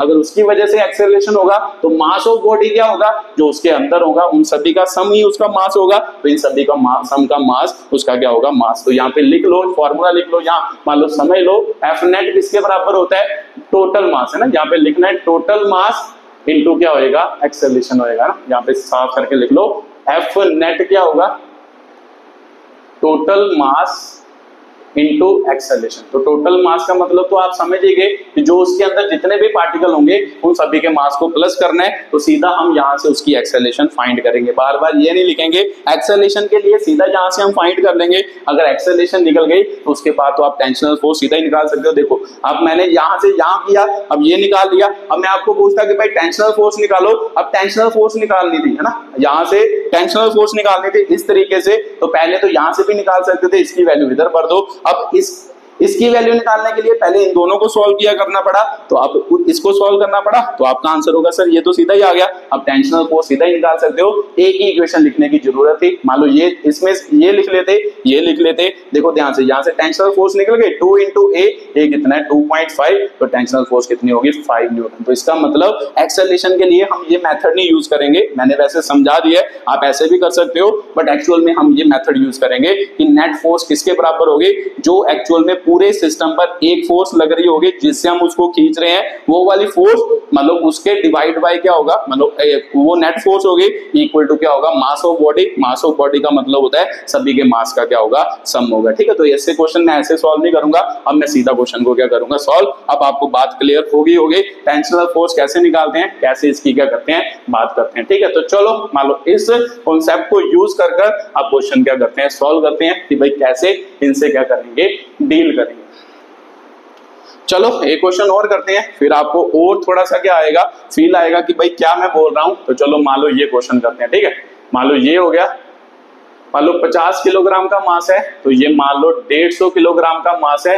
तो इसके मान लो इन दोनों को रस्सी के साथ बांधा है, यहाँ से मान लो इसको फोर्स लगा रहे हैं, इधर फोर्स लगा रहे हैं। तो सिंपल सी बात है सर, इधर फोर्स लगा रहे हैं, इधर ही एक्सेलरेशन होगा। अब आपके दिमाग में ये भी आ सकता है सर आपने इस डायरेक्शन की फोर्स तो चेक की नहीं। तो ध्यान से देखो कि भाई जब भी हॉरिजॉन्टल फोर्स एक्ट करती है तो इस डायरेक्शन में कौन सी फोर्स एक्ट करती है, बार बार मैं बता रहा हूं, इस डायरेक्शन में नॉर्मल रिएक्शन और mg ही एक्ट करती है। तो नॉर्मल रिएक्शन हमेशा mg को क्या करती है, बैलेंस। तो इसका मतलब यहाँ पर हमेशा ऑब्जेक्ट क्या होगा, इक्विलिब्रियम में। इसीलिए मैंने पिछले क्वेश्चन में ये बात नहीं की कि भाई वाई डायरेक्शन में। याद रखना है जब भी कभी mg नीचे की तरफ हो, नॉर्मल रिएक्शन उसे बैलेंस कर रहा है, तो एक्चुअल में नॉर्मल रिएक्शन उतना ही लगता है जितना mg की क्या होती है, वैल्यू, ताजो दोनों क्या आ जाएं इक्विलिब्रियम में। नॉर्मल रिएक्शन हमेशा क्या करता है, जब कोई बॉडी सिंपल मान लो अर्थ पर प्रेजेंट हो, उसे बैलेंस करता है। तो अगर बैलेंस करेगा तो इक्विलिब्रियम हो गया। इक्विलिब्रियम मतलब इस डायरेक्शन में कोई फोर्स नहीं है, तो नेट फोर्स इसी डायरेक्शन में होगी। तो इसीलिए मैंने चेक नहीं किया, ये दिमाग में रखना है बात को। ठीक है, तो चलो यहाँ पर करते हैं। अब मेरे को पता है सर, मान लो 2 तरीकों से ये क्वेश्चन किया जा सकता है। चलो मैं दोनों से करके बताता हूँ जल्दी जल्दी, फिर उसके बाद मैं एक ही तरीके से क्वेश्चन को सॉल्व करूंगा। ठीक है, तो मान लो यहाँ पर करें तो मेरे को पता है नेट फोर्स इधर, तो सर पहले मान लो निकालते हैं, मान लो टेंशनल फोर्स T, तो मेरे को पता है पहले इसकी एफबीडी बना लेते हैं। इसको फोर्स इधर को लगा है, मान लो इधर, तो इधर मान लो और दिया कुछ आपको, एक्सेलरेशन की वैल्यू दी है आपको 5 मीटर पर सेकंड स्क्वायर दी है। ठीक है, तो नेट फोर्स इधर, तो मेरे को पता है सर इसको पीछे की तरफ क्या लग रही है, टेंशनल फोर्स। तो अब यहाँ से सॉल्व कर लो। अब यहाँ से सॉल्व करोगे सीधा, मेरे को पता है कि भाई नेट फोर्स किसके बराबर, ऑब्जेक्ट किधर को जा रहा, सर इधर को जा रहा, क्योंकि नेट फोर्स इधर को है। तो जिस तरफ ऑब्जेक्ट जा रहा वो फोर्स बड़ी होती है, उसमें से पीछे वाली फोर्स को माइनस कर दो। F माइनस क्या होगा T, तो नेट फोर्स क्या होता है, मास इनटू एक्सेलरेशन। तो मास इनटू एक्सेलरेशन F कौन सी है सर, F की वैल्यू तो हमें पता नहीं, F माइनस क्या होगा, यहाँ से T होगा। ठीक है, तो मेरे को पता है मास तो पता है, मास 50 है, एक्सेलरेशन पता है कितनी है 250, तो इसका मतलब F माइनस T हो गया। तो ये कितना हो गया 250 is equal to F minus क्या हो गया T। तो ये एक इक्वेशन बन गई जो हम बनाना चाहते थे। उसके बाद दूसरी इक्वेशन बनाओ, दूसरी इस मास के लिए बनाओ। अब इस मास पर लगाएं, तो इस मास पर पीछे की तरफ कोई फोर्स है, तो आपका आंसर होगा पीछे की तरफ तो कोई फोर्स नहीं है। आगे की तरफ कौन सी फोर्स है, टेंशनल फोर्स। अभी नेट फोर्स फोर्स क्या होगी, नेट फोर्स मतलब जिस डायरेक्शन में ये जा रहा है उस वाली में से पीछे वाली फोर्स माइनस कर दो, किस डायरेक्शन में जा रहा है, एक्सेलरेशन दोनों की सेम होती है, ये मैंने पीछे बताया आपको, तो इसका मतलब इस डायरेक्शन में जा रहा है, इसकी एक्सेलरेशन भी ये होगी, तो आगे वाली फोर्स में से पीछे वाली फोर्स माइनस, तो पीछे तो जीरो है, तो फिर नेट फोर्स क्या होगा सर, मास इंटू एक्सेलरेशन इंटू टी, तो फिर टेंशनल फोर्स क्या होगी, मास कितना है सर, मास कितना आपका, मास दिया आपको कितना 150 इंटू एक्सेलरेशन कितनी है 5, तो टेंशनल फोर्स कितनी होगी 250 नहीं कितनी 750, 5 पंजुबाजे 25 हो गया है ना, 25 मतलब 50 हो गया, 7 हो गया 750, टेंशनल फोर्स क्या आ गई 750 न्यूटन आ गई। अगर टेंशनल फोर्स ये आ गई तो यहाँ पर भरेंगे तो 250 इज इक्वल टू क्या होगा, F माइनस क्या होगा 750, इसका मतलब 750 उधर जाके प्लस हो गया, 250 प्लस क्या हो गया 750, इसका मतलब F कितना आ गया आपका 1000 आ गया। ठीक है, तो ये आपका क्या था, पहला क्वेश्चन था, मान लो एस क्वेश्चन था। ठीक है, तो मान लो ये बात आपको समझ आ गई। अब मान लो कि ये बात समझ आ गई, अब इसको डायरेक्टली भी तो कर सकते थे। डायरेक्टली कैसे, अभी मैंने बताया कि भाई नेट फोर्स क्या होती है, नेट फोर्स होती है टोटल मास इनटू क्या होता है ना, टोटल मास, एक्सेलरेशन के लिए टोटल मास इनटू क्या होएगा एक्सेलरेशन। तो सिंपल सी बात है सर, नेट फोर्स पता है, नेट फोर्स मतलब इसे पूरे को सिस्टम मानो, नेट फोर्स मतलब इसको नहीं मानना, ये तो जीरो हो जाती है, जो मान लो पुल वाली मतलब जो जिससे हम खींच रहे हैं वो नेट फोर्स होती है, तो F है, तो इसका मतलब ये F है। तो टोटल मास कितना है सर, इन दोनों का प्लस 200 हो गया, तो 200 गुना एक्सेलरेशन कितनी है सर 5 मीटर से, तो 5 मीटर हो गया, तो F इज इक्वल टू कितना हो गया 1000 न्यूटन। तो ध्यान से देखो सीधा ही F निकल गया, इसका मतलब F की वैल्यू सीधा ही 1000 न्यूटन निकल गई, ये इक्वेशन लिखने की जरूरत नहीं है। तो अगर आपने ये लिख लिया उसके बाद एक ही तो फोर्स लिखना है, अगर आपको F की वैल्यू पता चल गई उसके बाद आप क्या निकाल सकते हो, एक इक्वेशन लिखे टेंशन की फोर्स निकाल सकते हो। देखो यही इक्वेशन लिखते तो यहाँ से सीधा टेंशनल फोर्स निकल जानी थी, तो इसको लिखते तो sir 250 is equal to F की वैल्यू 1000 हो जानी थी माइनस टेंशनल, तो फिर टेंशनल फोर्स इधर आ गई, ये इधर आ गई, 1000 माइनस कितना हो गया 250, तो इसका मतलब टेंशनल फोर्स कितनी हो गई 750। ठीक है, तो ये आपका क्या होता है, तरीका होता है किसी क्वेश्चन को सीधा डायरेक्टली करने का। ठीक है, तो ये याद रखना है। अब मैं इससे ही करूंगा, मैंने 2 क्वेश्चन आपको समझा दिए हैं सिस्टमैटिकली, आप सीधा क्वेश्चन को क्या करेंगे, सॉल्व करेंगे। ठीक है, तो सर बात मेरे को ये भी क्लियर हो गई कि भाई कैसे इस टाइप के क्वेश्चन से क्या करना है, डील करना है। तो चलो एक क्वेश्चन और लेते हैं, फिर 3 ब्लॉक वाला करते हैं या 4 ब्लॉक वाला क्या करते हैं, क्वेश्चन सॉल्व करते हैं। तो जल्दी जल्दी लिखो, मान लो क्या ये वाला क्वेश्चन लिखो। ठीक है, तो मान लो एक मास m है, एक मास क्या है 2m है, तो यहाँ पे जो दोनों स्ट्रिंग से बंधे हैं, इस तरफ फोर्स लग रही है 2F, इस तरफ फोर्स लग रही है F लग रही है। तो बताओ, मान लो एक्सेलरेशन बताओ, ठीक है, एक्सेलरेशन एंड टेंशनल फोर्स बताओ कि भाई कितनी होगी। तो बता ही सकते हो, मैं बार बार बोल रहा हूं कि ऊपर की तरफ में मोशन को क्यों नहीं स्टडी कर रहा, क्योंकि ऊपर की तरफ हमेशा नॉर्मल रिएक्शन mg को बैलेंस कर रही है, नॉर्मल रिएक्शन mg को बैलेंस करती है, वो इक्विलिब्रियम कंडीशन है, इसीलिए मेरे को पता है कि इधर को ऑब्जेक्ट मूव नहीं कर रहा, इधर को मूव कर रहा है या इधर को मूव कर रहा है, वो डिपेंड करता है नेट फोर्स पर। तो लिखते हैं सर, अब देखो पहले सीधा, पहले इसको क्या मानो, सिस्टम मानो, तो जब सिस्टम मानोगे तो ये वाली फोर्स की बात ही नहीं करनी, अगर नहीं करनी तो सिंपल सी बात है सर, टेंशनल फोर्स तो जीरो ही है, तो फिर नेट फोर्स यहाँ पर क्या होगा, net force is equal to क्या होगा, टोटल मास है ना, टोटल मास कितना है m प्लस 2m 3m हो गया, इनटू क्या टोटल मास इनटू एक्सेलरेशन। अब आप ध्यान से देखो कि भाई एक्सेलरेशन किस तरफ होगी, तो आपका आंसर होगा सर ये फोर्स बड़ी है, ये छोटी है, एक्सेलरेशन इधर होगा, तो सिंपल सी बात है सर एक्सेलरेशन की वैल्यू ये हो गई। अब नेट फोर्स लिखनी है, तो नेट फोर्स का मतलब क्या होता था, चलो पहले इसकी नेट फोर्स लिखते हैं ना, चलो इसको छोड़ दो, नेट फोर्स लिखते हैं। 2 फोर्सेस एक्ट कर रही हैं, तो 2 फोर्स की नेट फोर्स क्या होती है, बड़ी में से छोटी घटानी होती है, तो इसका मतलब 2F माइनस क्या होगा, 2F माइनस क्या होगा F होएगा। तो नेट फोर्स जब आपको इसको सिस्टम मान रहे हो तो किसके बराबर होएगी सर, नेट फोर्स किसके बराबर, टोटल मास कितना है 3m हो गया है ना, F नेट फोर्स किसके बराबर होती है जब सिस्टम मानते हो, टोटल मास इनटू क्या होती है, एक्सेलरेशन होती है। ठीक है, तो ये बात आपको समझ आई होगी, टोटल मास ये हो गया इनटू एक्सेलरेशन ए है, तो नेट फोर्स क्या होगी F। तो सिंपल सी बात है, एक्सेलरेशन निकालनी है, F अपॉन कितना हो गया 3m आपकी क्या होगी, एक्सेलरेशन होगी। ठीक है, तो ये आपकी एक्सेलरेशन निकली। अब आपको टेंशनल फोर्स पूछे, तो टेंशनल फोर्स आप कहां से निकाल सकते हो, यहां से भी निकाल सकते हो, यहां से भी निकाल सकते हो। मान लो यहां से निकाल के बता देता हूं मैं, अगर इसको मान लो हम FVD में ड्रॉ करें, तो पीछे की तरफ टेंशनल फोर्स, आगे की तरफ क्या है F है, तो सर इस पर नेट फोर्स किधर हो गई, तो मेरे को पता है कि भाई नेट फोर्स का मतलब होता है जिस डायरेक्शन में ऑब्जेक्ट जा रहा, ऑब्जेक्ट किधर को जा रहा, इधर को जा रहा, तो इसका मतलब ये बड़ी होगी, ये छोटी होगी, इसका मतलब T माइनस क्या हो गया F। तो नेट फोर्स किसके बराबर, इसके ऊपर देख रहे हैं, तो मास इंटू क्या होगा, एक्सेलरेशन होएगा ना, mass into acceleration is equal to T minus F हो गया। तो मास की वैल्यू कितनी सर, मास की मास ही है, एक्सेलरेशन की वैल्यू आपने डायरेक्टली निकाली, देखो F बटे कितना हो गया 3m, t माइनस क्या हो गया F हो गया, तो इससे ये कटा, तो F बटे कितना हो गया 3, तो ये माइनस क्या उधर जाके प्लस हो जाएगा, तो इसका मतलब t आ गया, तो इसका मतलब ये एलसीएम लेंगे 3 और 1 4F बटा कितना आ गया 3, ये आपकी क्या आ गई टेंशनल फोर्स आ गई। ठीक है, तो ये बात भी आपको समझ आई होगी। अब इस तरीके से क्वेश्चन को सॉल्व करोगे तो आसान होगा, बार बार इतनी इक्वेशन लिखनी नहीं पड़ेंगे। ठीक है, तो ये बात भी आपको समझ आई होगी कि कैसे इस क्वेश्चन के साथ क्या करना था, डील करना था, मान लो कैसे इस क्वेश्चन के साथ क्या करना था, डील करना था। ठीक है, तो ये बात आपको क्लियर होगी, ये बात आपकी क्या आ गई, समझ आ गई। ठीक है, तो चलो अगले क्वेश्चन की बात करते हैं। अगले क्वेश्चन को क्या करते हैं, एक्सप्लेन करते हैं। ये तो 2 वाला हो गया, अब 3 वाला क्वेश्चन भी आ सकता है, 3 में भी आपको क्वेश्चन पूछा जा सकता है। ठीक है, तो 3 को भी वैसे ही करना है, कोई दिक्कत नहीं है। मान लो कैसे, मान लो 4 किलोग्राम हो गया, इधर मान लो एक रस्सी से एक और मास बंधा है 2 किलोग्राम, एक और रस्सी से एक और मास बंधा है, मान लो कितना, यहाँ पे 1 किलोग्राम बंधा है। ठीक है, तो ये मान लो आपके मास बंध गए। अब इसको क्या करना है, सॉल्व। नेट फोर्स किधर को दी है, इधर को दी है, F आपकी वैल्यू दी है 28 क्या दी है, न्यूटन दी है। तो इस क्वेश्चन को सॉल्व करो जल्दी जल्दी, फिर देखते हैं कि भाई कैसे ये क्वेश्चन क्या होगा, सॉल्व होगा। तो बात समझ में आ ही रही है सर, नेट फोर्स मेरे को पता है कि भाई इसको क्या मान लूंगा, सिस्टम मान लूंगा, तो मेरे को पता है एक्चुअल में जो अंदर वाली फोर्सेज होती हैं वो इंटरनल फोर्स का क्या करती हैं, काम करती हैं। T1 T2 ये इंटरनल फोर्स का काम करेंगी, तो इंटरनल फोर्स तो 0 होती है, तो सीधा एक्सेलरेशन लिखते हैं। मतलब F नेट किसके बराबर होगा, टोटल मास कितना हो गया 2 4 6 7 इंटू क्या होगा एक्सेलरेशन। तो एक्सेलरेशन किधर को होगी सर, जिस तरफ फोर्स होगी उसी तरफ एक्सेलरेशन होगी, तो ये हो गया। तो नेट फोर्स क्या है सर, ये है, बाकी सारी फोर्सेस क्या है 0 है, तो इसका मतलब क्या हो गया 28, तो 7 इधर मल्टीप्लाई उधर जाके डिवाइड, एक्सेलरेशन कितनी हो गई 4 मीटर पर second square.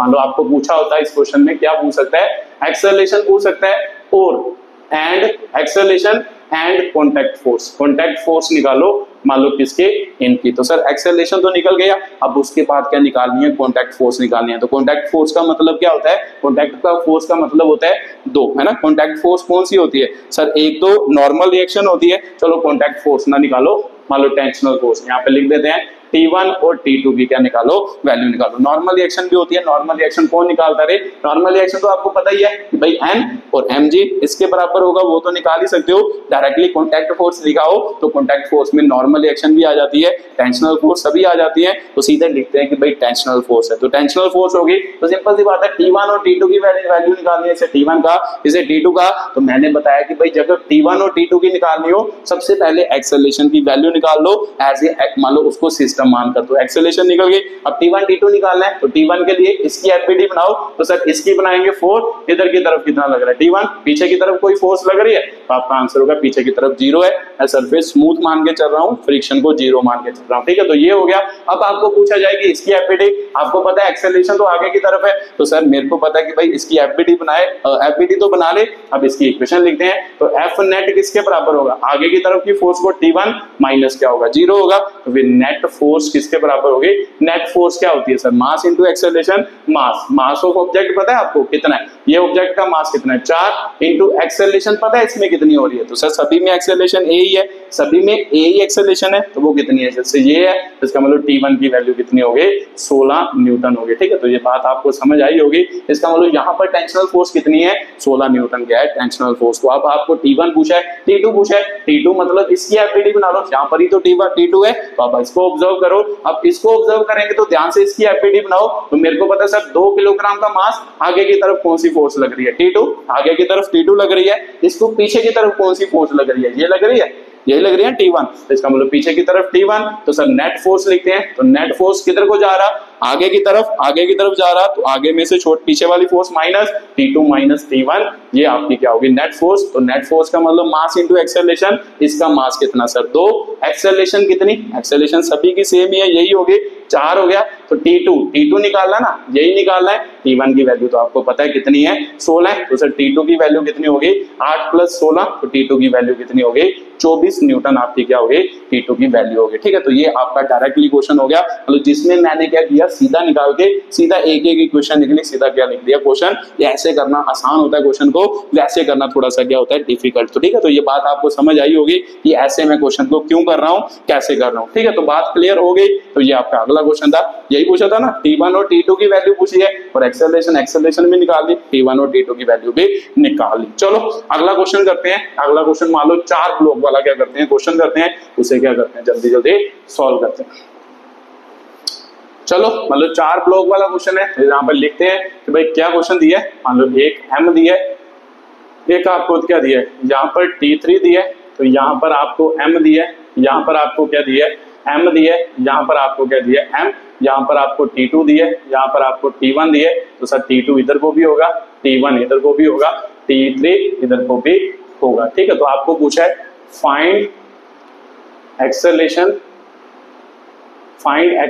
And tensional force पूछ ले, T1 T2 T3 निकाल सकते हो। अब ये क्वेश्चन मान लो मैं करके बता देता हूँ जल्दी जल्दी। ठीक है, तो सबसे पहले एक्सेलरेशन निकाल लिया सर, नेट फोर्स तो दिया नहीं, तो मान लो ये भी M है, तो नेट फोर्स मान लो इधर को दिया है F दिया आपको, तो निकालो जल्दी जल्दी। सर मेरे को पता है कि सीधा इसको क्या मानेंगे, सिस्टम मानेंगे, तो जब इसको सिस्टम मानेंगे तो ये सभी फोर्सेस क्या हो जाएंगे, जीरो, तो ये भी फोर्सेस जीरो है, तो बच गई कौन सी ये, तो फिर इसका मतलब F नेट किसके बराबर, मास, टोटल मास कितना है 1 2 3 4 M हो गया इंटू एक्सेलरेशन की वैल्यू चाहिए, F नेट कितनी है सर, F ही है, इसका मतलब F अपॉन कितना हो गया 4M, ये आपकी क्या आ गई नेट मतलब एक्सेलरेशन की वैल्यू आ गई। तो एक्सेलरेशन निकल गया। आप टेंशनल फोर्स निकाल सकते हो, पहले मास के लिए निकालते हैं, इसके लिए मतलब इसको A कह देते हैं, A के लिए निकालते हैं, तो A के लिए इधर को फोर्स कितनी है T3, इधर को कितनी है, पीछे की तरफ कोई फोर्स है, तो आपका आंसर होगा सर 0। तो सिंपल सी बात है सर, ये नेट फोर्स निकालते हैं, तो F net is equal to है ना, ये कौन सा है, A मास है, A के लिए F नेट क्या होगा, आगे की फोर्स माइनस, आगे को ऑब्जेक्ट जा रहा है इस तरफ एक्सेलरेशन, तो आगे की तरफ, तो T3 माइनस क्या होगा 0, तो फिर T3 की वैल्यू किसके बराबर, F नेट का मतलब क्या होता है मास इंटू एक्सेलरेशन, इसका मास कितना है सर M, एक्सेलरेशन इसमें कितनी होगी, एक्सेलरेशन कितनी होगी इसमें, एक्सेलरेशन आपको पता है सर F कोण कितना हो गया 4M, तो ये कटा, तो T3 की वैल्यू कितनी हो गई, F पाई क्या होगी 4। एक मैं और निकाल के बता देता हूं, बाकी आप खुद करना। तो चलो इस यहां पर निकालते हैं, तो इसको B मास ले लेते हैं। अब B मास की FPD बनाते हैं सर, B पर आगे की तरफ कौन सी फोर्स लग रही है T2, पीछे की तरफ कौन सी लग रही है T3 लग रही है, तो देखो ध्यान से T3, तो अब यहाँ पर ये B ऑब्जेक्ट हो गया, तो फिर F नेट का मतलब होता है कि जहां पर नेट फोर्स हो, तो नेट फोर्स किधर होगी सर, आगे की तरफ होगी, क्योंकि ऑब्जेक्ट आगे की तरफ जा रहा है सिस्टम, तो सिंपल सी बात है सर किसकी निकाले थे, इसकी आगे की तरफ फोर्स ज्यादा होगी T2 माइनस पीछे की तरफ कौन सी है T3, तो नेट फोर्स का मतलब क्या होता है मास इंटू एक्सेलरेशन, इसका मास कितना सर M ही है, तो एक्सेलरेशन कितनी है, एक्सेलरेशन तो सभी की सेम ही है सर ये वाली, इसका मतलब F अपॉन 4M हो गया, यहाँ पे T2, तो T3 की वैल्यू भी आपने निकाल ली है, कितनी निकाली है, ये निकाली है F बटे 4 निकाली है, देखो ये इससे कैंसिल हो गया, F बटे 4 प्लस F बटे 4 इज इक्वल टू क्या होगा T2, तो सर F बटे 4 एलसीएम 4 आ गया, 1 कितना हो गया 2F हो गया, तो ये इससे कटा, तो T2 की वैल्यू कितनी आ गई, T2 is equal to F बटे कितना आ गया 2 आ गया। ठीक है, तो ये आपका अगला क्वेश्चन था। अगले क्वेश्चन की एक्सप्लेनेशन थी। तीसरी फोर्स आप खुद निकाल सकते हो, T1 की वैल्यू, जैसे मैंने ये किया, पहले इसकी एफपीडी बनाई, इसकी एफपीडी बनाई, अब इसकी एफपीडी बना के वहां से T1 आप खुद निकालना। ठीक है, तो ये बात आपको समझ आई होगी। ये आपका क्या था, अगला क्वेश्चन था। अगले क्वेश्चन की क्या थी, एक्सप्लेनेशन थी। ठीक है, तो सर बात मेरे को क्लियर हो गई। तो चलो इससे अगला क्वेश्चन एक्सप्लेन करते हैं, वो कैसे होगा उसको क्या करते हैं एक्सप्लेन। तो ये तो स्ट्रिंग वाले क्वेश्चन हो गए, जिसमें स्ट्रिंग वाले मान जो भी क्वेश्चन हो गए आपने कर लिए। अब मान लो मैं क्वेश्चन करता हूँ ब्लॉक का ब्लॉक के साथ क्या करता हूँ, क्वेश्चन करता हूँ। तो चलो ब्लॉक का ब्लॉक के साथ क्वेश्चन करते हैं। मान लो क्वेश्चन आपको आए, मान लो जैसे, ठीक है, M1 दिया है, उसके साथ आपको यहाँ पर क्या दिया है, M2 दिया है। तो मान लो यहाँ पर वो बोले find acceleration and contact force. अब मान लो कॉन्टैक्ट फोर्स लिखते हैं। ठीक है, कॉन्टैक्ट फोर्स मतलब नॉर्मल रिएक्शन। अब यहाँ पर इसमें कॉन्टैक्ट फोर्स एक ही है, मान लो नॉर्मल रिएक्शन ही है। ठीक है, तो अब मान लो ये क्वेश्चन करते हैं, तो ये क्वेश्चन कैसे होगा। तो सर मान लो पहले तो फोर्स है, ये मान लो फोर्स किधर को लग रही है, इधर को लग रही है। ठीक है, तो फोर्स इधर को लग रही है, तो मेरे को पता है कि भाई सबसे पहले मैंने अभी आपको बताया कि जब भी ऐसे क्वेश्चन आए, इसमें एक्चुअल में क्या होता है, इसमें भी क्या होगा, इसमें मेरे को पता है कि जब आप इस पर फोर्स लगा रहे हो, ये वाला मास इसको इधर की तरफ फोर्स लगाएगा, जिसे हम नॉर्मल रिएक्शन कहते हैं, कॉन्टैक्ट फोर्स। तो सिंपल सी बात है, जितना ये इस पर लगाता है उतनी ही अकॉर्डिंग टू न्यूटन्स लॉ ये इधर की पे लगाएगा, नॉर्मल रिएक्शन लगाएगा। तो मेरे को पता कि अगर मैं इसको सिस्टम मानूंगा, तो सिस्टम मानने से क्या होगा, ये दोनों फोर्सेस कैंसिल हो जाएंगे, इसके ऊपर एक ही फोर्स एक्ट करेगी, जिसका नाम क्या है, F। तो सिंपल सी बात है sir, F net is equal to क्या होता है, मास इंटू एक्सेलरेशन। तो मास का मतलब क्या, इन दोनों को प्लस, पूरी बॉडी का मास कितना सर, इन दोनों की प्लस m1 प्लस क्या होएगा m2 इंटू एक्सेलरेशन। तो मान लो इसकी एक्सेलरेशन a, तो एक्सेलरेशन a हो गई, f नेट कितनी दी है, f दी है, तो इसका मतलब f इज इक्वल टू कितना हो गया, m1 प्लस m2 हो गया इंटू क्या हो गया, a हो गया, तो a इज इक्वल टू क्या हो गया, f अपॉन m1 प्लस क्या हो गया, m2 हो गया। ठीक है, तो ये सीधा आपकी एक्सेलरेशन की क्या निकल गई वैल्यू। अब इसके बाद आपको क्या पूछ सकता था, नॉर्मल रिएक्शन। जब नॉर्मल रिएक्शन पूछेगा फिर आपको क्या बनाना पड़ेगा, एफबीडी बनाना पड़ेगा, अदरवाइज नहीं निकलेगा। जैसे पीछे आपको टेंशनल फोर्स पूछता था फिर एफबीडी बनाना पड़ता था, अगर नॉर्मल रिएक्शन पूछेगा फिर एफबीडी बनाना पड़ेगा, अगर केवल एक्सेलरेशन पूछेगा तो एक्सेलरेशन आप सीधा निकाल सकते हो। तो चलो नॉर्मल रिएक्शन मैं निकाल के बता देता हूं। नॉर्मल रिएक्शन के लिए एफबीडी बनाते हैं, ये m1 मास हो गया, इस तरफ कौन सी फोर्स, इस तरफ या मान लो इस तरफ इस पर कौन सी फोर्स लग रही है सर, ये लग रही है जिसका नाम क्या है F। तो इसके उल्टी डायरेक्शन में कौन सी लग रही है, ये वाला मास, इस पर कौन सी फोर्स लगा रहा है, N लगा रहा है, तो इसका मतलब इस तरफ कितनी फोर्स लग रही है, N लग रही है। तो सिंपल सी बात है सर, नेट फोर्स ही तो लिखनी है। तो नेट क्या होता है, अभी आपने बताया नेट फोर्स मतलब क्या, किस तरफ ऑब्जेक्ट जा रहा है, इस तरफ जा रहा है, तो ये वाली फोर्स बड़ी होगी, F1 माइनस क्या होगा, N होगा। तो सिंपल सी बात है सर, नेट फोर्स आपको पता है नेट फोर्स कितनी होगी मास इंटू एक्सेलरेशन, इसका मास कितना है सर, m1 है, तो एक्सेलरेशन कितनी है, एक्सेलरेशन तो दोनों की सेम ही होगी, यही होगा, तो f अपॉन कितना हो गया, m1 प्लस क्या हो गया, m2 is equal to f1 minus क्या हो गया, n। अब नॉर्मल रिएक्शन निकालनी है, ये इधर आ जाएगा, ये इधर चला जाएगा, तो नॉर्मल रिएक्शन किसके बराबर सर, f1 कितनी है ना, f1, तो f1 कितनी है आपकी, मतलब f1 f के बराबर है, f1 किसके बराबर है, f के, तो सिंपल सी बात है 1 नहीं आएगा, f ही आएगा, f माइनस क्या हो गया, ये इधर आएगा, तो इसका मतलब m माइनस f अपॉन क्या हो गया, m1 प्लस m2 हो गया। अब इसको सॉल्व कर लो, तो नॉर्मल रिएक्शन किसके बराबर, ये क्रॉस मल्टीप्लाई होगा, f इंटू क्या हो गया sir, m1 plus m2 minus क्या हो गया, m1 f अपॉन कितना हो गया, m1 प्लस m2 हो गया। अब इसको सॉल्व करो, तो नॉर्मल रिएक्शन किसके बराबर, इसको मल्टीप्लाई करोगे तो क्या होएगा, f into m1 plus f into क्या होएगा, m2 माइनस m1 f हो गया अपॉन कितना हो गया, m1 प्लस m2 हो गया। तो देखो ये दोनों कैंसिल हो गए, मल्टीप्लाई में आगे पीछे हो सकता है, तो नॉर्मल रिएक्शन क्या होगी, f m2 अपॉन क्या हो गया, m1 प्लस क्या हो गया, m2 हो गया। ठीक है, तो ये आपकी नॉर्मल रिएक्शन की वैल्यू निकल गई। ऐसे आपको क्वेश्चन आएंगे। ठीक है, तो ये तो जनरल क्वेश्चन की है, मान लो ऐसे ही आपको वैल्यू में क्वेश्चन आएंगे। नीट में यहाँ से क्वेश्चन आपको पूछा गया था, अब नीट का क्वेश्चन क्या करते हैं, एक्सप्लेन करते हैं कि भाई कौन सा क्वेश्चन जो नीट में इसी टॉपिक पर पूछा गया। ठीक है, तो चलो देखते हैं कि भाई कौन सा क्वेश्चन है, उसे क्या करते हैं, एक्सप्लेन करते हैं। ठीक है, तो बात आपको समझ आएगी होगी कि भाई कैसे इस टाइप के क्वेश्चन से भी डील करना है। तो चलो मान लो नीट में आपको क्वेश्चन आया था 2024 में, रिसेंट ही क्वेश्चन है, मतलब इसी कॉन्सेप्ट के ऊपर वो एक्सप्लेन करते हैं। ये नीट 2024 का क्या है क्वेश्चन है। ठीक है, तो क्या क्वेश्चन है देखो ध्यान से। मान लो इधर को आपको फोर्स दी है 10 न्यूटन दी है, तो मान लो ये हो गया, और ये बी दी है मान लो 2 किलोग्राम, ये 2 किलोग्राम दी है, ये आपको दिया है 3 किलोग्राम, और आपको पूछ रहा है कि भाई find force exerted by A on B। ठीक है, ए बी पर कितनी फोर्स लगा रहा है वो वैल्यू निकाल के बताओ। तो निकाल ही सकते हो सर, ये आसान क्वेश्चन है। तो सबसे पहले फोर्स निकालनी है। फोर्स का मतलब क्या, ए बी पर कितनी फोर्स लगा रहा है, तो सिंपल सी बात है सर, ये इधर नॉर्मल रिएक्शन लगाता है एन, है ना, कॉन्टैक्ट फोर्स, तो ये उल्टी डायरेक्शन में भी एन लगाता है। तो मेरे को पता है एन निकालने के लिए सबसे पहले क्या चाहिए होता है, एक्सेलरेशन। जब भी कभी इंटरनल फोर्स निकालनी हो, टेंशनल फोर्स, नॉर्मल रिएक्शन, सबसे पहले एक्सेलरेशन निकालो। एक्सेलरेशन निकालना इक्वेशन से निकाल सकते हो, आप निकालना चाहो, तो मैं तो सीधा सिस्टम मान के निकाल रहा हूं। ये सिस्टम हो गया, तो सिस्टम में ये फोर्सेस कैंसिल आउट हो जाती है, यही फोर्स एक्ट करेगी। तो नेट फोर्स किसके बराबर, मास, तो इन दोनों का मास कितना सर, 5 हो गया, इनटू मान लो एक्सेलरेशन, तो एक्सेलरेशन आपको पता है किधर को जा रहा होगा, इधर को जा रहा होगा, नहीं पता सर। नेट फोर्स हमें पता है, नेट फोर्स कौन सी एक्ट कर रही है sir, 10 is equal to 5 into A, acceleration कितनी हो गई, 2 मीटर पर सेकंड स्क्वायर एक्सेलरेशन हो गई ना, 2 हो गई। उसके बाद नॉर्मल रिएक्शन लिखनी है। अब नॉर्मल रिएक्शन लिखनी है, ये इस पर कितनी नॉर्मल रिएक्शन लगा रहा है वो लिखनी है। तो हाँ, ए बी पर कितनी नॉर्मल रिएक्शन लगा रहा है ये निकलनी है। तो सिंपल सी बात है सर, ए बी पर जितनी नॉर्मल रिएक्शन लगाएगा, बी ए पर भी तो उतनी नॉर्मल रिएक्शन लगाएगा। तो दोनों में जिसकी मर्जी एफबीडी बना लो, दोनों का आंसर क्या आएगा सेम, नॉर्मल रिएक्शन तो सेम ही होगी। तो चलो मैं इसकी निकाल लेता हूं। अब आपके मन में शंका होगी कि ये इस पर जितनी लगाता है अकॉर्डिंग टू न्यूटन्स लॉ वही फोर्स सेम टू सेम ये भी उस पर उतनी ही फोर्स क्या करता है, एक्सर्ट करता है। तो ये इसकी फोर्स निकाल लो, इसकी निकाल लो, दोनों फोर्सेस क्या होंगी, सेम। अगर आपको पूछा है force, find the force exerted by A on B, तो बी की निकालनी है, तो एफबीडी बी की बना लो, बी की बना के बी की फोर्स को भी आप क्या कर सकते हो, सॉल्व कर सकते हो। ठीक है, तो मैं बी की बना देता हूं, चलो बी की बना देते हैं। अब बी पर कौन कौन सी फोर्स एक्ट कर रही है, अब बी पर कौन कौन सी फोर्स एक्ट कर रही है, तो सर बी पर तो एक ही फोर्स एक्ट कर रही है, मान लो ये वाली न्यूटन वाली, तो एक इस तरफ भी एक्ट कर रही है, तो ये इसके लिए मान लो निकालते हैं, मान लो इसके लिए ए के लिए, तो ए के लिए निकालें, तो सर ए पर कौन सी फोर्स एक्ट कर रही है, एक तो ये कर रही है 10 न्यूटन इधर की तरफ, उसके बाद दूसरी फोर्स कौन सी एक्ट कर रही है, पीछे की तरफ एन एक्ट कर रही है,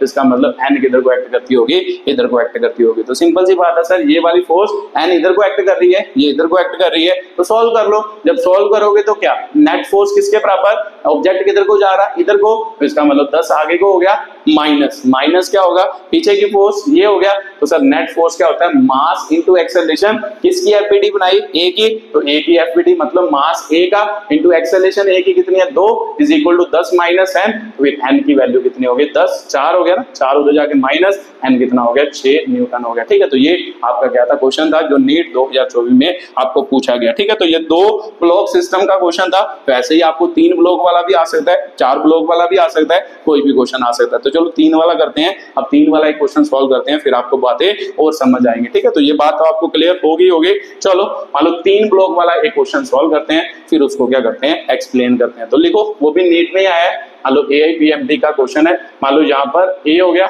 यहाँ पर क्या हो गया B, यहाँ पर क्या हो गया C हो गया। ठीक है, तो मान लो ये 4 किलोग्राम दिया है, ये आपको 2 किलोग्राम दिया है, ये आपको 1 किलोग्राम दिया है, तो उस पर फोर्स लग रही है ये 14 न्यूटन लग रही है। तो वो बोल रहा है कि भाई बताओ, है ना, 14 न्यूटन लग रहा है, उसने क्या पूछा आपको, find contact force between A and B, ए और बी के बीच कॉन्टैक्ट फोर्स की वैल्यू निकालो। तो कॉन्टैक्ट फोर्स निकालने के लिए पहले भी मैंने बताया, कॉन्टैक्ट का मतलब नॉर्मल रिएक्शन पूछ रहा है ए और बी के बीच, तो नॉर्मल रिएक्शन जितनी ये इस पर लगाएगा उतनी ही नॉर्मल रिएक्शन ये इस पर लगाएगा, तो इसका मतलब इसकी नॉर्मल रिएक्शन निकालो, इसकी निकालो, दोनों बातें क्या है, सेम है। तो मैं इसकी निकालूंगा क्योंकि इस पर फोर्स मेरे को पता है। तो सबसे पहले तो हमें एक्सेलरेशन निकालनी पड़ेगी। तो सर इसको सिस्टम मानो, अगर सिस्टम मानेंगे तो फिर एफ नेट किसके बराबर, टोटल मास कितना हो गया सर, 4 6 7 इंटू एक्सेलरेशन, तो एक्सेलरेशन किधर को होगी सर, आगे की तरफ, एक्सेलरेशन हमें पता नहीं है। नेट फोर्स कितनी है जो लग रही है, वही नेट फोर्स होगी, मतलब 7 इंटू ए हो गया, तो ए इज इक्वल टू कितना हो गया, 2 मीटर पर सेकंड स्क्वायर एक्सेलरेशन होगी, 2 हो गई। तो ये 2 बात आपको समझ आ गई। अब उसके बाद क्या निकालनी है, नॉर्मल रिएक्शन ये निकालनी है, इसकी एफबीडी बना लो, ए की एफबीडी बनाएंगे, तो सर मेरे को पता है इस पर इधर को फोर्स कितनी लग रही, 14 न्यूटन लग रही, इसको उल्टी डायरेक्शन में फोर्स कितनी लग रही, एन लग रही। तो सिंपल सी बात है, नेट फोर्स लिखनी है, तो नेट फोर्स लिख लो, एफ नेट किसके बराबर होगा सर, एफ नेट किसके बराबर सर, क्या होगा, मान लो जिस तरफ ऑब्जेक्ट जा रहा उसमें से छोटी फोर्स माइनस हो गई, तो आगे की तरफ जा रहा 14 माइनस क्या होगा एन, तो नेट फोर्स का मतलब मास into acceleration, mass of object कितना दिया सर 4, एक्सेलरेशन कितनी है, सभी ऑब्जेक्ट सेम एक्सेलरेशन से चलेंगे, ये बात भी आपने बताई है कि जब भी कभी मान लो ऐसे सिस्टम हो सभी की एक्सेलरेशन क्या होती है सेम, तो 2 हो गया is equal to 14 minus N हो गया। तो सिंपल सी बात है सर 8 14 माइनस क्या हो गया N, N is equal to क्या हो गया 14 minus 8, N is equal to क्या हो गया 6 न्यूटन हो गया। ठीक है, तो ये आपकी क्या निकली, नॉर्मल रिएक्शन की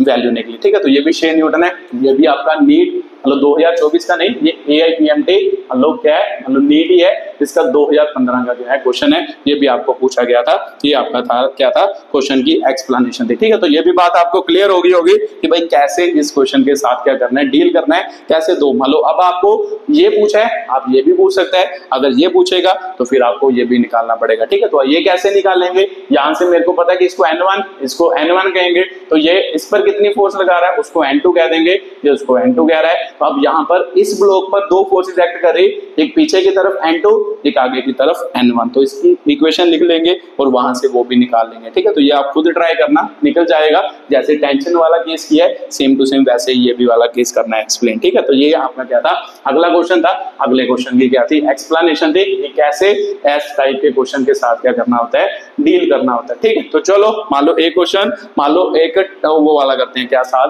मान लो एंगल वाला क्वेश्चन करते हैं, फिर बातें आपको और क्लियर होंगी।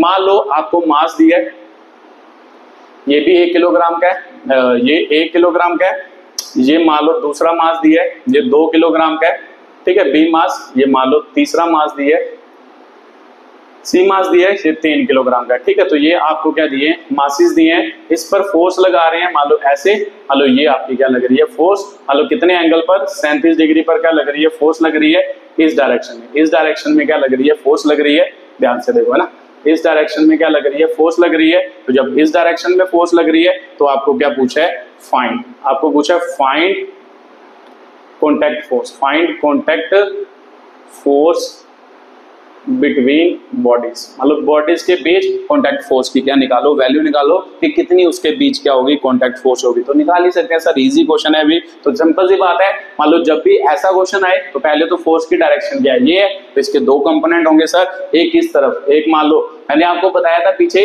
कि एक्चुअली हम कैसे बनाते हैं, ऐसे बनाते हैं, मान लो ये है ना, तो जब मान लो ऐसी ट्रायंगल हो, मान लो जब अंदर की तरफ रिजल्टेंट हो ना, रिजल्टेंट फोर्स अंदर की तरफ हो, तो इसका ये वाला कंपोनेंट भी अंदर की तरफ होता है, ये वाला कंपोनेंट भी अंदर की तरफ होता है, ठीक है। तो ये याद रखना है, अगर बाहर की तरफ हो, मान लो रिजल्टेंट बाहर की तरफ, कंपोनेंट भी बाहर की तरफ, अगर रिजल्टेंट अंदर की तरफ, कंपोनेंट भी क्या होते हैं, अंदर की तरफ होते हैं, ठीक है। तो सिंपल सी बात है सर, मेरे को पता है अंदर की ओर फोर्स है, इधर की ओर फोर्स है, तो इसका मतलब इसका एक्स कंपोनेंट क्या होगा, इधर कौन सा होगा, एफ कॉस कितना होगा, 37 डिग्री होगा, तो एफ की वैल्यू नहीं दी, एफ की वैल्यू भी दी है सर 15, मान लो ये हो गया, और इसके परपेंडिकुलर, अब परपेंडिकुलर किधर होगा, मान लो ये इधर की तरफ है, तो इसका परपेंडिकुलर, इसका परपेंडिकुलर क्या होगा ये, बट फोर्स किधर को होगी, इधर को होगी, तो आपका आंसर होगा सर अंदर की तरफ, अंदर की तरफ क्या होगा, एफ साइन क्या होगा, 37 डिग्री क्या होगा, फोर्स होगी, ठीक है। तो ये दो कंपोनेंट बन गए, तो पहले तो एक्स डायरेक्शन का मोशन को स्टडी करते हैं, उसके बाद वाई की बात करेंगे कि भाई वाई में, तो वाई में एक्चुअल में पीछे वाले केस हॉरिजॉन्टल वाले थे, तो वो तो बैलेंस कर रहे थे एक दूसरे को, इसमें एक मान लो फोर्स नीचे की तरफ आई, अब देखते हैं कि भाई इसका मोशन वाई डायरेक्शन में होगा या नहीं होगा, वो बाद में फील करते हैं, पहले तो सीधा सीधा क्वेश्चन को क्या करते हैं, सॉल्व करते हैं। तो देखते हैं कि भाई पहला निकालना है, तो पूछा क्या है, contact force between body, contact मतलब क्या, तो सर कॉन्टैक्ट फोर्स का मतलब है इन सभी में मान लो नॉर्मल रिएक्शन की वैल्यू निकालनी है। तो नॉर्मल रिएक्शन निकालने के लिए पहले इसको सिस्टम मानो, अगर इसको सिस्टम मानोगे तो ये सिस्टम हो गया, तो अगर ये सिस्टम है तो यहां पर क्या करना है हमने, सबसे पहले एक्सेलरेशन, तो एक्सेलरेशन क्या होगा सर, एक्सेलरेशन कैसे निकालनी है, net force F net in X direction is equal to mass, तो मास कितना है सर, 2 3 6 हो गया, 6 इंटू एक्सेलरेशन, एक्सेलरेशन हमें पता नहीं, एक्सेलरेशन को ए मान लेते हैं। तो सिंपल सी बात है सर, नेट फोर्स इस डायरेक्शन में कौन सी लग रही है, ये लग रही है, तो ये कितनी है सर 15 इंटू कोस 37, कोस 37 कितना होता है, 37 वाली ट्राइंगल पता है आपको है ना, ये 37 डिग्री होगा, तो यहाँ पर 3 होता है, यहाँ पर 4, यहाँ पे क्या होता है 5 होता है, तो सिंपल सी बात है सर 3/5 हुआ है ना,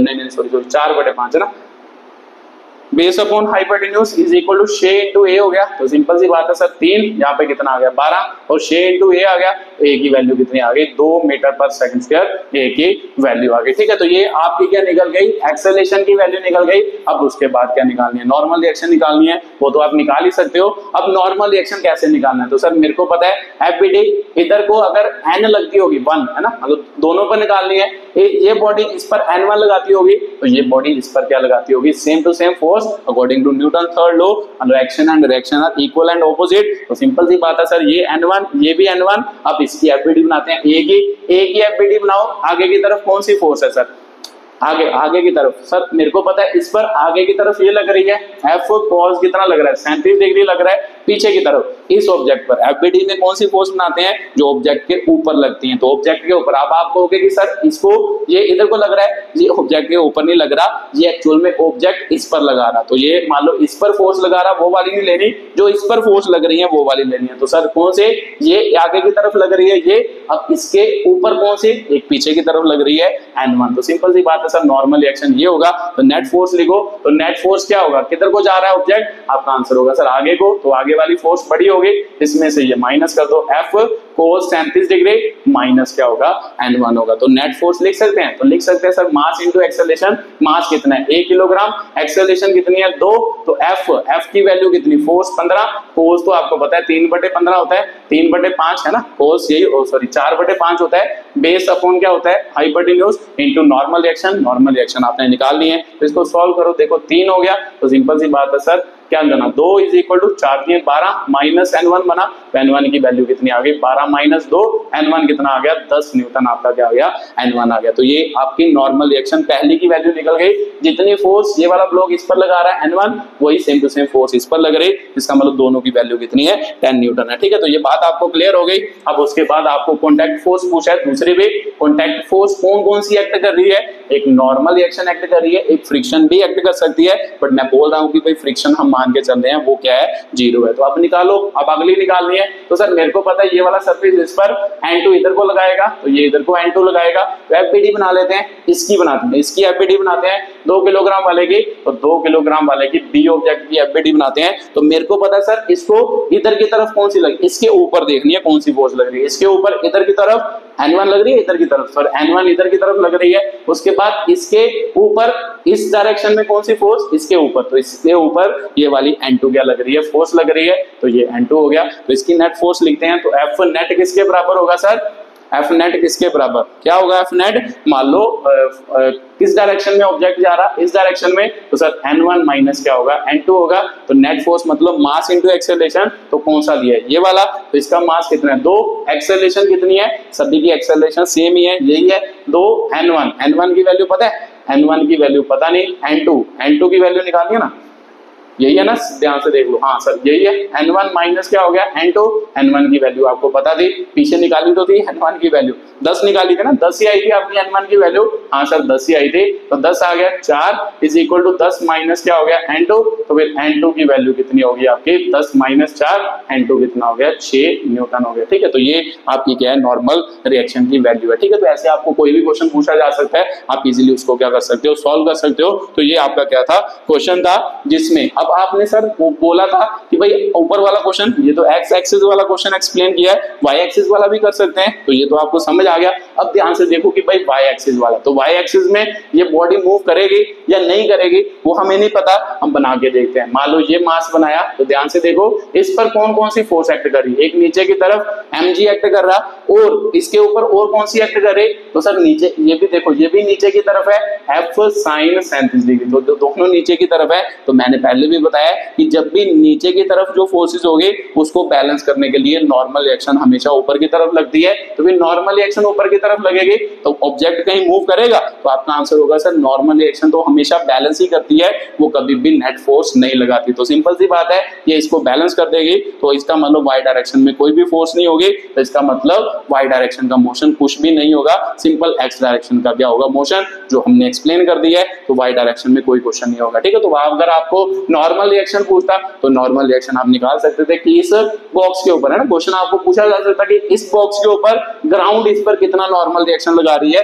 तो ग्राउंड इस पर कितना नॉर्मल रिएक्शन लगा रही है, तो यहां से आप इसको सॉल्व कर सकते थे इजीली। ठीक है, तो कैसे, मान लो यहां पर ऐसे लिखते हैं ना, मान लो ये दोनों इक्विलिब्रियम में है, ऊपर की तरफ नहीं ना जा रहा, नॉर्मल रिएक्शन हमेशा इसको क्या करती है बैलेंस, तो इसका मतलब ये इक्विलिब्रियम में है, तो इक्विलिब्रियम में क्या होना था sin 37 डिग्री प्लस क्या होना था mg। तो अब आप इसको सॉल्व कर सकते हो नॉर्मल रिएक्शन। तो ये कौन सी फोर्स आई है, एक्चुअल में यही है ना ग्राउंड, आप कह सकते हो ग्राउंड फर्स्ट ऑब्जेक्ट पर जो फोर्स लगा रही है। ठीक है, तो जो फोर्स लगा रही है, ठीक है, तो इसे हम क्या कहते हैं, मान लो ये वाली फोर्स, ये नॉर्मल रिएक्शन क्या आएगी, ये आप यहाँ से सॉल्व कर लेना ना, मान लो ये तो सॉल्व कर ही सकते हो अब आप सॉल्व कर लोगे तो वहां से नॉर्मल रिएक्शन की वैल्यू आ जाएगी, अगर आपको पूछा जाता है इस क्वेश्चन में। ठीक है, तो ये भी बात आपको क्लियर होगी, ये भी था आपका क्या था अगला क्वेश्चन था। तो चलो उसके बाद एक क्वेश्चन और करते हैं जिसमें एक्चुअल में आपको फील दिलाते हैं कि भाई क्या नॉर्मल जरूरी नहीं है कि भाई हमेशा फोर्स, मान लो आपका मोशन हो रहा है, मान लो आपका मोशन जो हो रहा है वो सभी क्या आ रहा है एक्स डायरेक्शन में आ रहा है, वाई डायरेक्शन में कोई मोशन नहीं आ रहा, तो ये क्वेश्चन ऐसा करते हैं जिसमें वाई डायरेक्शन में भी क्या हो मोशन हो, फिर आपको क्लियर होगा, वो अच्छा क्वेश्चन है, मतलब बढ़िया क्वेश्चन है, वहां से आपको कॉन्सेप्ट अच्छे तरीके से सारे क्या हो जाएंगे क्लियर हो जाएंगे। जैसे एग्जांपल के तौर पर ये देखो, ये मास आपको दिया है m, मान लो ये m मास दिया, ठीक है, तो मान लो आपको यहाँ पर फोर्स लग रही है, ये मान लो इधर को फोर्स लग रही है, ठीक है, इधर को आपको फोर्स लग रही है कितनी 37 डिग्री पर फोर्स लग रही है, F इज इक्वल टू कितनी दी है 5 mg दी है। ठीक है, तो ये फोर्स दी है, तो वो पूछ रहा है कि भाई बताओ इस सिस्टम की एक्सेलरेशन कितनी होगी। फाइंड एक्सेलरेशन ना, फाइंड क्या होगा, एक्सेलरेशन ऑफ क्या होगा, ऑब्जेक्ट। इस क्वेश्चन से आपको समझ आएगा कि मैं क्या बोल रहा था, कैसे बोल रहा था। ठीक है, तो चलो देखते हैं कि भाई कैसे इस क्वेश्चन के साथ डील करेंगे। तो ध्यान से देखो कि भाई कैसे। मेरे को पता सर जब फोर्स एंगल बनाती है दो कंपोनेंट, यहाँ पर कौन सा होगा, एफ कोस 37 डिग्री होगा, तो इसके उल्टी डायरेक्शन में इस तरफ कौन सा होगा, एफ साइन क्या होगा 37 डिग्री क्या होगा, मान लो क्वेश्चन होगा। तो ध्यान से देखो, पहले एक्स डायरेक्शन के मोशन को ऑब्जर्व करते हैं। तो एक्स डायरेक्शन में कौन सा मोशन हो रहा है, ये तो सिंपल सी बात है सर, एफ नेट फोर्स लिखते हैं। नेट फोर्स, पीछे की तरफ कोई फोर्स लग रही है तो आपका आंसर होगा सर पीछे की तरफ तो 0 है, तो नेट का मतलब होता है आगे की तरफ फोर्स, मतलब एक्सेलरेशन किधर को होगी, आगे कोई फोर्स लग रही है, पीछे को कोई लग नहीं रही, एक्सेलरेशन इधर को होगा, तो नेट फोर्स होगा एफ कोस 37 डिग्री माइनस क्या होगा 0, पीछे की तरफ 0 है। तो नेट फोर्स इस पर लग रही है, तो इसकी नेट फोर्स लिखेंगे तो क्या होगा सर, मास इनटू एक्सेलरेशन। तो मास इसका m ही दी है ना, m ही दी है, एक्सेलरेशन आपकी क्या दी है, मान लो a, तो एक्सेलरेशन a मान ली, मास इनटू a, f की वैल्यू कितनी है, f की वैल्यू आपको दी है आंसर 5 mg दी है, इसका मतलब 5 mg इंटू cos 37, तो cos 37 फिर से बना लो जल्दी जल्दी, cos 37 ये 37 हो गया, तो ये 3 ये 4 ये 5, तो cos 37 कितना होता है सर, मान लो बेस अपॉन हाइपोटेन्यूज, तो बेस अपॉन हाइपोटेन्यूज हो गया, तो ये इससे कटा, m से m कटा, तो एक्सेलरेशन की वैल्यू कितनी आ गई 4 क्या आ गई g आ गई। ठीक है, तो ये आपकी क्या आ गई, पहली एक्सेलरेशन आ गई 4g। तो सर ये एक्सेलरेशन अगर मैं आपको पूछूं in terms of X Y, तो एक्चुअल में एक्स डायरेक्शन की क्या है एक्सेलरेशन है, तो सर पीछे तो आपने लिखा नहीं, पीछे वाई डायरेक्शन में कोई भी नेट फोर्स नहीं थे, इसीलिए मैंने एक्सेलरेशन की वैल्यू को नहीं लिखा। यहां पर मान लो ध्यान से समझो क्वेश्चन को कि भाई क्या कह रहा है क्वेश्चन। ठीक है, तो पहले मैंने एक्स डायरेक्शन की, आपको ये तो समझ आ रहा है नेट फोर्स इधर है, तो एक्सेलरेशन भी इधर ही होगा, तो एक्स डायरेक्शन की एक्सेलरेशन आपने निकाल ली। अब वाई डायरेक्शन को ऑब्जर्व करते हैं, जो मैं आपको समझाना चाहता था। तो मैं क्या बोल रहा था कि पहले इसका नीचे की तरफ कितनी फोर्स है, mg फोर्स है, तो मेरे को पता है कि नीचे की तरफ mg है, अगर इस mg से बड़ी फोर्स ऊपर की तरफ लगेगी तभी ऑब्जेक्ट ऊपर की तरफ क्या करेगा, मूव करेगा। तो पीछे कोई भी ऐसी फोर्स नहीं थी, मतलब कोई भी ऐसा क्वेश्चन नहीं किया जिसमें नीचे की तरफ फोर्स mg हो और उसके ज्यादा फोर्स ऊपर की तरफ क्या कर रही हो, एक्सर्ट कर रही हो। तो एक्चुअल में इस पे ऑब्जर्व करके देखो कि भाई कैसे, तो मान लो अगर ये m है तो नीचे की तरफ mg एक्ट कर रही है, ऊपर की तरफ कौन सी कर रही है, देखो दे कर रही है f साइन क्या कर रही है 37 डिग्री, तो f साइन 37 की वैल्यू निकाल के देखो कि भाई कितनी बन रही है। तो f कितना सर, f की वैल्यू कितनी दी है 5 mg दे दी है, तो 37 डिग्री कितना होता है, 37 मतलब परपेंडिकुलर अपॉन हाइपोटेन्यूज, तो ये हो गया, तो ये हो गया, इसका मतलब 3 mg। तो अब आपको समझ आया होगा ऊपर की तरफ एक्चुअल में फोर्स कितनी लग रही है 3 mg। तो अब देखो ध्यान से, अब ऊपर की तरफ ज्यादा फोर्स लग रही है एज कंपेयर टू नीचे की तरफ। हाँ सर, अब मेरे को समझ आया कि भाई आप क्या बोल रहे थे स्टार्टिंग से कि भाई जब भी कभी आपको क्वेश्चन दिया हो पहले तो आपके दिमाग में क्लियर होना चाहिए। 95% क्वेश्चन ऐसे ही होते हैं, मतलब ब्लॉक वाले क्वेश्चन ऐसे ही होते हैं जिसमें क्या है कि भाई ऊपर की तरफ वाली एक्सेलरेशन की बात कम ही करते हैं, बट कई क्वेश्चन ऐसे भी हो सकते हैं बढ़िया क्वेश्चन जिसमें आपको क्या होगा, ऊपर की तरफ भी क्या होगी, नेट फोर्स होगी। तो ध्यान से देखो, अब इसको ऊपर की तरफ नेट फोर्स, मान लो ऊपर की तरफ बढ़ी है तो सिंपल सी बात है ऑब्जेक्ट ऊपर की तरफ भी जाएगा, इसका मतलब ऑब्जेक्ट आगे की तरफ इस एक्सेलरेशन से जाने की कोशिश कर रहा ऊपर की तरफ। मान लो इसकी एक्सेलरेशन निकालते हैं कितनी होगी, फिर उसके बाद उन दोनों की नेट क्या निकलेगी, एक्सेलरेशन निकलेगी। तो बात मेरे को समझ आ गई सर, अब मेरे को समझ आया कि भाई क्या बोल रहे थे आप स्टार्टिंग से कि भाई हमने हमेशा मतलब दिमाग में बैठा लो कि जब भी कभी mg होगा, mg से बड़ी फोर्स, कोई बड़ी फोर्स, नॉर्मल रिएक्शन नहीं, नॉर्मल रिएक्शन हमेशा उसको बैलेंस करती है, अगर mg से बड़ी कोई एक्स्ट्रा फोर्स, एक्सटर्नल फोर्स ऊपर की तरफ एक्ट करे तो ऑब्जेक्ट ऊपर की तरफ भी क्या करेगा, मूव करेगा, इधर की तरफ भी क्या करेगा, मूव करेगा। तो पिछले क्वेश्चंस में हमने ऐसे क्वेश्चन दिए जिसपे मान लो ऊपर की तरफ इतनी फोर्स नहीं थी जो मान लो क्या है उसको ऊपर की तरफ ऑब्जेक्ट को मूव कराएं, तो इसीलिए मैंने क्या है आपको ये बात बार बार समझाई है। ठीक है, तो देखो आप ऊपर की तरफ है तो सर नेट फोर्स लिखेंगे इसके, तो नेट फोर्स अब किस में लिख रहे हैं, वाई डायरेक्शन में, तो वो किसके बराबर होगा, ऊपर वाली फोर्स माइनस नीचे वाली फोर्स, बड़ी फोर्स माइनस छोटी फोर्स, क्योंकि एक्सेलरेशन इधर ही होगा ये वाई, तो सिंपल सी बात है सर क्या होगा, मान लो 3 mg माइनस क्या होगा mj, तो सर एफ नेट का मतलब मास इन वाई डायरेक्शन, तो मास तो सेम ही रहता है, चाहे एक्स में लो चाहे वाई में लो, ऑब्जेक्ट का मास थोड़ा ना चेंज करेगा, यही होगा। एक्सेलरेशन इन क्या आएगा, वाई डायरेक्शन, एक्सेलरेशन वाई में आएगा, तो कितना आ गया 2 mg, तो देखो m से m कटा, तो फिर a y की वैल्यू कितनी आ गई 2g आ गई। तो देखो एक्सेलरेशन इन एक्स डायरेक्शन ये आ गई, वाई डायरेक्शन ये आ गई। तो अब आपको समझ आया होगा कि मैं बार बार क्या बोल रहा था, अब आपको ये बात समझ आई होगी। तो देखो ध्यान से, यहाँ पर ax इधर को है, ए वाई इधर को है, तो सर एक वेक्टर इधर को जा रहा, एक वेक्टर इधर को जा रहा, तो मेरे को पता है एक्चुअल में एक्सेलरेशन क्या होगी, इन दोनों का रिजल्टेंट होगी। तो इन दोनों का रिजल्टेंट कैसे, पैरेललोग्राम लो, तो ये होगा, तो ये इन दोनों का ए नेट होगा, ए नेट वेक्टर। तो सर ए नेट वेक्टर का मैग्नीट्यूड कैसे निकालते थे, अंडर रूट पहले वेक्टर का स्क्वायर, मतलब ए एक्स के मैग्नीट्यूड का स्क्वायर, ए वाई के मैग्नीट्यूड का स्क्वायर, 2ax इंटू ए वाई, कोस क्या होगा 90 डिग्री होगा, कोस 90 है। देखो इन दोनों के बीच कितना एंगल है, कोस 90, तो कोस 90 जीरो होता है, ये तो जीरो हो गया। इसका मतलब नेट एक्सेलरेशन क्या होगी, net acceleration ax square, ax मतलब 4g स्क्वायर होएगा, प्लस मतलब 2g क्या होएगा, स्क्वायर होएगा। तो इसका मतलब a net is equal to क्या होएगा, 4g स्क्वायर मतलब 16g स्क्वायर हो गया। तो सर इसका करेंगे तो 4g स्क्वायर हो गया, तो इसका मतलब a net is equal to क्या हो गया, 16 और 4 20, 20g स्क्वायर। तो सिंपल सी बात है sir, net is equal to 20 को हम ऐसे भी लिख सकते हैं 2√5 लिख सकते हैं ना, हाँ लिख सकते हैं, ठीक है। तो ये भी लिख सकते हैं ऐसे, मतलब अब आपको आंसर ऐसे भी दिया हो सकता है, इसको ऐसे भी लिखा जा सकता है, ऐसे भी लिखा जा सकता है। जी कॉमन निकाल दो है ना, जी स्क्वायर में से जी बाहर चला गया, आपको आंसर ऐसे भी दिया हो सकता है ना, मतलब ऐसे भी आंसर दिया हो सकता है। तो इसको आप ऐसे भी लिख सकते हो, इसको आप ऐसे भी लिख सकते हो, ये आपका क्या है, दो आंसर है, ठीक है। तो एक्चुअल में एक्सेलरेशन ऑब्जेक्ट जो होगा वो ना तो एक्स डायरेक्शन में जाएगा ना वाई डायरेक्शन में, ऑब्जेक्ट इधर को क्या करेगा, मूव करेगा। ध्यान से देखो कितनी एक्सेलरेशन से क्या करेगा, मूव करेगा, ठीक है। तो सर अब मेरे को फील आया जो आप बार बार बोल रहे थे कि कैसे इस टाइप के क्वेश्चन के साथ क्या करना होता है, डील करना होता है। तो ये आपका क्या था, अगला क्वेश्चन था। एक और छोटा सा क्वेश्चन करते हैं, वहां से भी आपको कुछ कंसेप्ट की क्लैरिटी होगी कि क्या मैं बोल रहा हूँ, कैसे कैसे टाइप के क्वेश्चन इसमें से पूछे जा सकते हैं। तो ये बात तो आपको क्लियर हो गई। तो चलो अगला क्वेश्चन, एक और छोटा सा क्वेश्चन कर लेते हैं, ठीक है, फिर वीडियो को क्या करते हैं, खत्म करते हैं। तो चलो देखते हैं कि भाई क्या वो वाला क्या है क्वेश्चन, ठीक है। मान लो ये मान लो आपको दिया सिस्टम, मान लो इसके ऊपर एक ब्लॉक दिया है, ये इसके ऊपर एक छोटा सा ब्लॉक दिया है जिसका मास क्या है, m है, ठीक है। मान लो ये बनाया सिस्टम पूरा, इसके ऊपर छोटा m मास दिया है, जिसका मास आपको दिया है बड़ा M। तो मैं आपको बार बार बोल रहा हूँ कि हम फ्रिक्शन 0 मार रहे हैं, तो ये सभी फ्रिक्शन क्या दिए हैं आपको, 0 दिए हैं, तो फ्रिक्शन की वैल्यू 0 है। तो इसकी लेंथ जो दी है वो आपको क्या दी है, L दी है। तो वो पूछ रहा है आपको, क्वेश्चन पूछ रहा है फाइंड, है ना। मान लो यहाँ से क्वेश्चन पूछ रहा है कि भाई find the time after which the block M after which the block M separate from M, ठीक है। तो मान लो आपने क्या निकालना है, टाइम निकालना है जब ये वाला ब्लॉक इसके साथ से क्या हो जाएगा, सेपरेट हो जाएगा।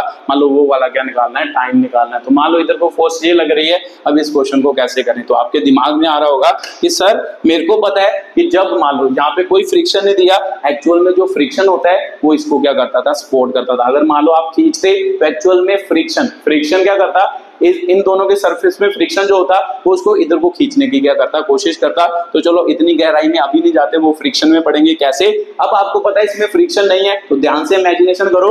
मान लो जब ये मूव करेगा तो ये थोड़ा ना इस पर कोई फोर्स लग रही है, तो आपका आंसर होगा सर इसमें तो इस डायरेक्शन में कोई फोर्स लग रही है, इस पर तो कोई फोर्स नहीं लग रही। तो सिंपल सी बात है, जिस पर नेट फोर्स 0 तो वो कहां पर रहेगा, वो रेस्ट पे ही रहेगा, वो कभी मूव थोड़ा ना करेगा। According to Newton second law, first law कि भाई नेट फोर्स 0 है, तो इसका मतलब वो क्या होगा, रेस्ट पर ही रहेगा। तो जब आप इसको खींचोगे ये तो कंटिन्यूअसली आगे जाता जाएगा, बट ये अपनी पोजीशन पर स्टेबल रहेगा। तो ध्यान से देखो कि जब ये कितनी आगे जाएगा तो ये मान लो पीछे गिर जाएगा। तो सिंपल सी बात है, जब इसकी लेंथ क्या हो जाएगी, मतलब ये फोर्स लगाएंगे, ये पूरा लेंथ क्या हो जाएगी, कवर हो जाएगी। तो जब ये लेंथ पूरी कवर होगी तो ये कितना ब्लॉक डिस्टेंस कवर करेगा, पूरा L डिस्टेंस क्या करेगा, कवर करेगा। तो ये ब्लॉक पीछे का पीछे क्या कर जाएगा, गिर जाएगा। तो सिंपल सी बात है सर, मेरे को समझ आ गया कि भाई एक्चुअल में क्या निकालना है, कि भाई इस लेंथ को कवर करने के लिए ना, इस लेंथ को कवर करने के लिए ये ब्लॉक कितना क्या लगाएगा, टाइम लगाएगा, कितना टाइम लेगा, मतलब इस लेंथ को कवर करने के लिए जितना जो टाइम लेगा। तो सिंपल सी बात है, वो लेंथ पूरी कवर कर लेगा तो वो आगे चला जाएगा,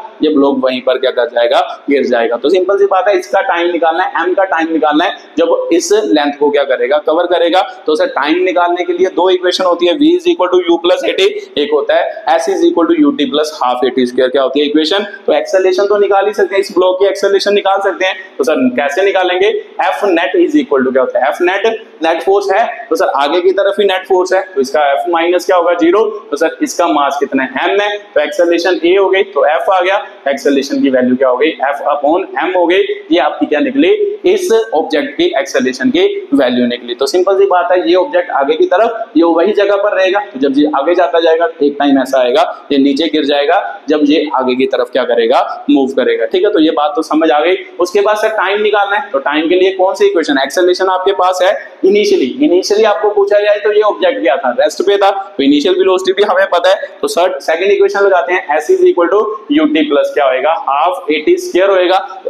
s का मतलब डिस्प्लेसमेंट, तो सर डिस्प्लेसमेंट कितनी कवर करनी है, इस ऑब्जेक्ट ने कितनी डिस्प्लेसमेंट कवर करनी है ताकि ये नीचे गिर जाए, तो सिंपल सी बात है ये पूरी लेंथ कवर करेगा। जब इसकी लेंथ कवर हो जाएगी तो ये ऑब्जेक्ट क्या चला जाएगा, पीछे गिर जाएगा। तो सिंपल सी बात है सर डिस्टेंस इसने कितना कवर किया, l, initial velocity 0, time t हो गया, हाफ एक्सेलरेशन इसकी एक्सेलरेशन कितनी है सर, ये एक्सेलरेशन इसकी f/m हो गया, साथ में क्या आ गया, t स्क्वायर आ गया। ठीक है, तो ये आपका क्या निकला क्वेश्चन, तो ये तो 0 हो गया, तो फिर l इज इक्वल टू मान लो क्या बना 1/2 f/m, सॉरी m बड़ा बना है ना, इनटू क्या बना t स्क्वायर, तो फिर t स्क्वायर की वैल्यू क्या होगी, ये दोनों मल्टीप्लाई होंगे तो क्या होगा 2ml हो जाएगा, तो नीचे f क्या हो जाएगा डिवाइड, तो फिर t की वैल्यू क्या आई सर, अंडर रूट क्या आ गया 2ml अपॉन क्या हो गया f, प्लस माइनस आएगा, तो मेरे को पता है टाइम हम क्या लेते हैं सर प्लस ही लेते हैं, तो 2ml अपॉन क्या आएगा f आएगा। ठीक है, तो इतने टाइम बाद ये वाला ब्लॉक जो होगा मतलब ये नीचे क्या कर जाएगा, गिर जाएगा। ये आपका डिफरेंट क्या थे क्वेश्चन थे।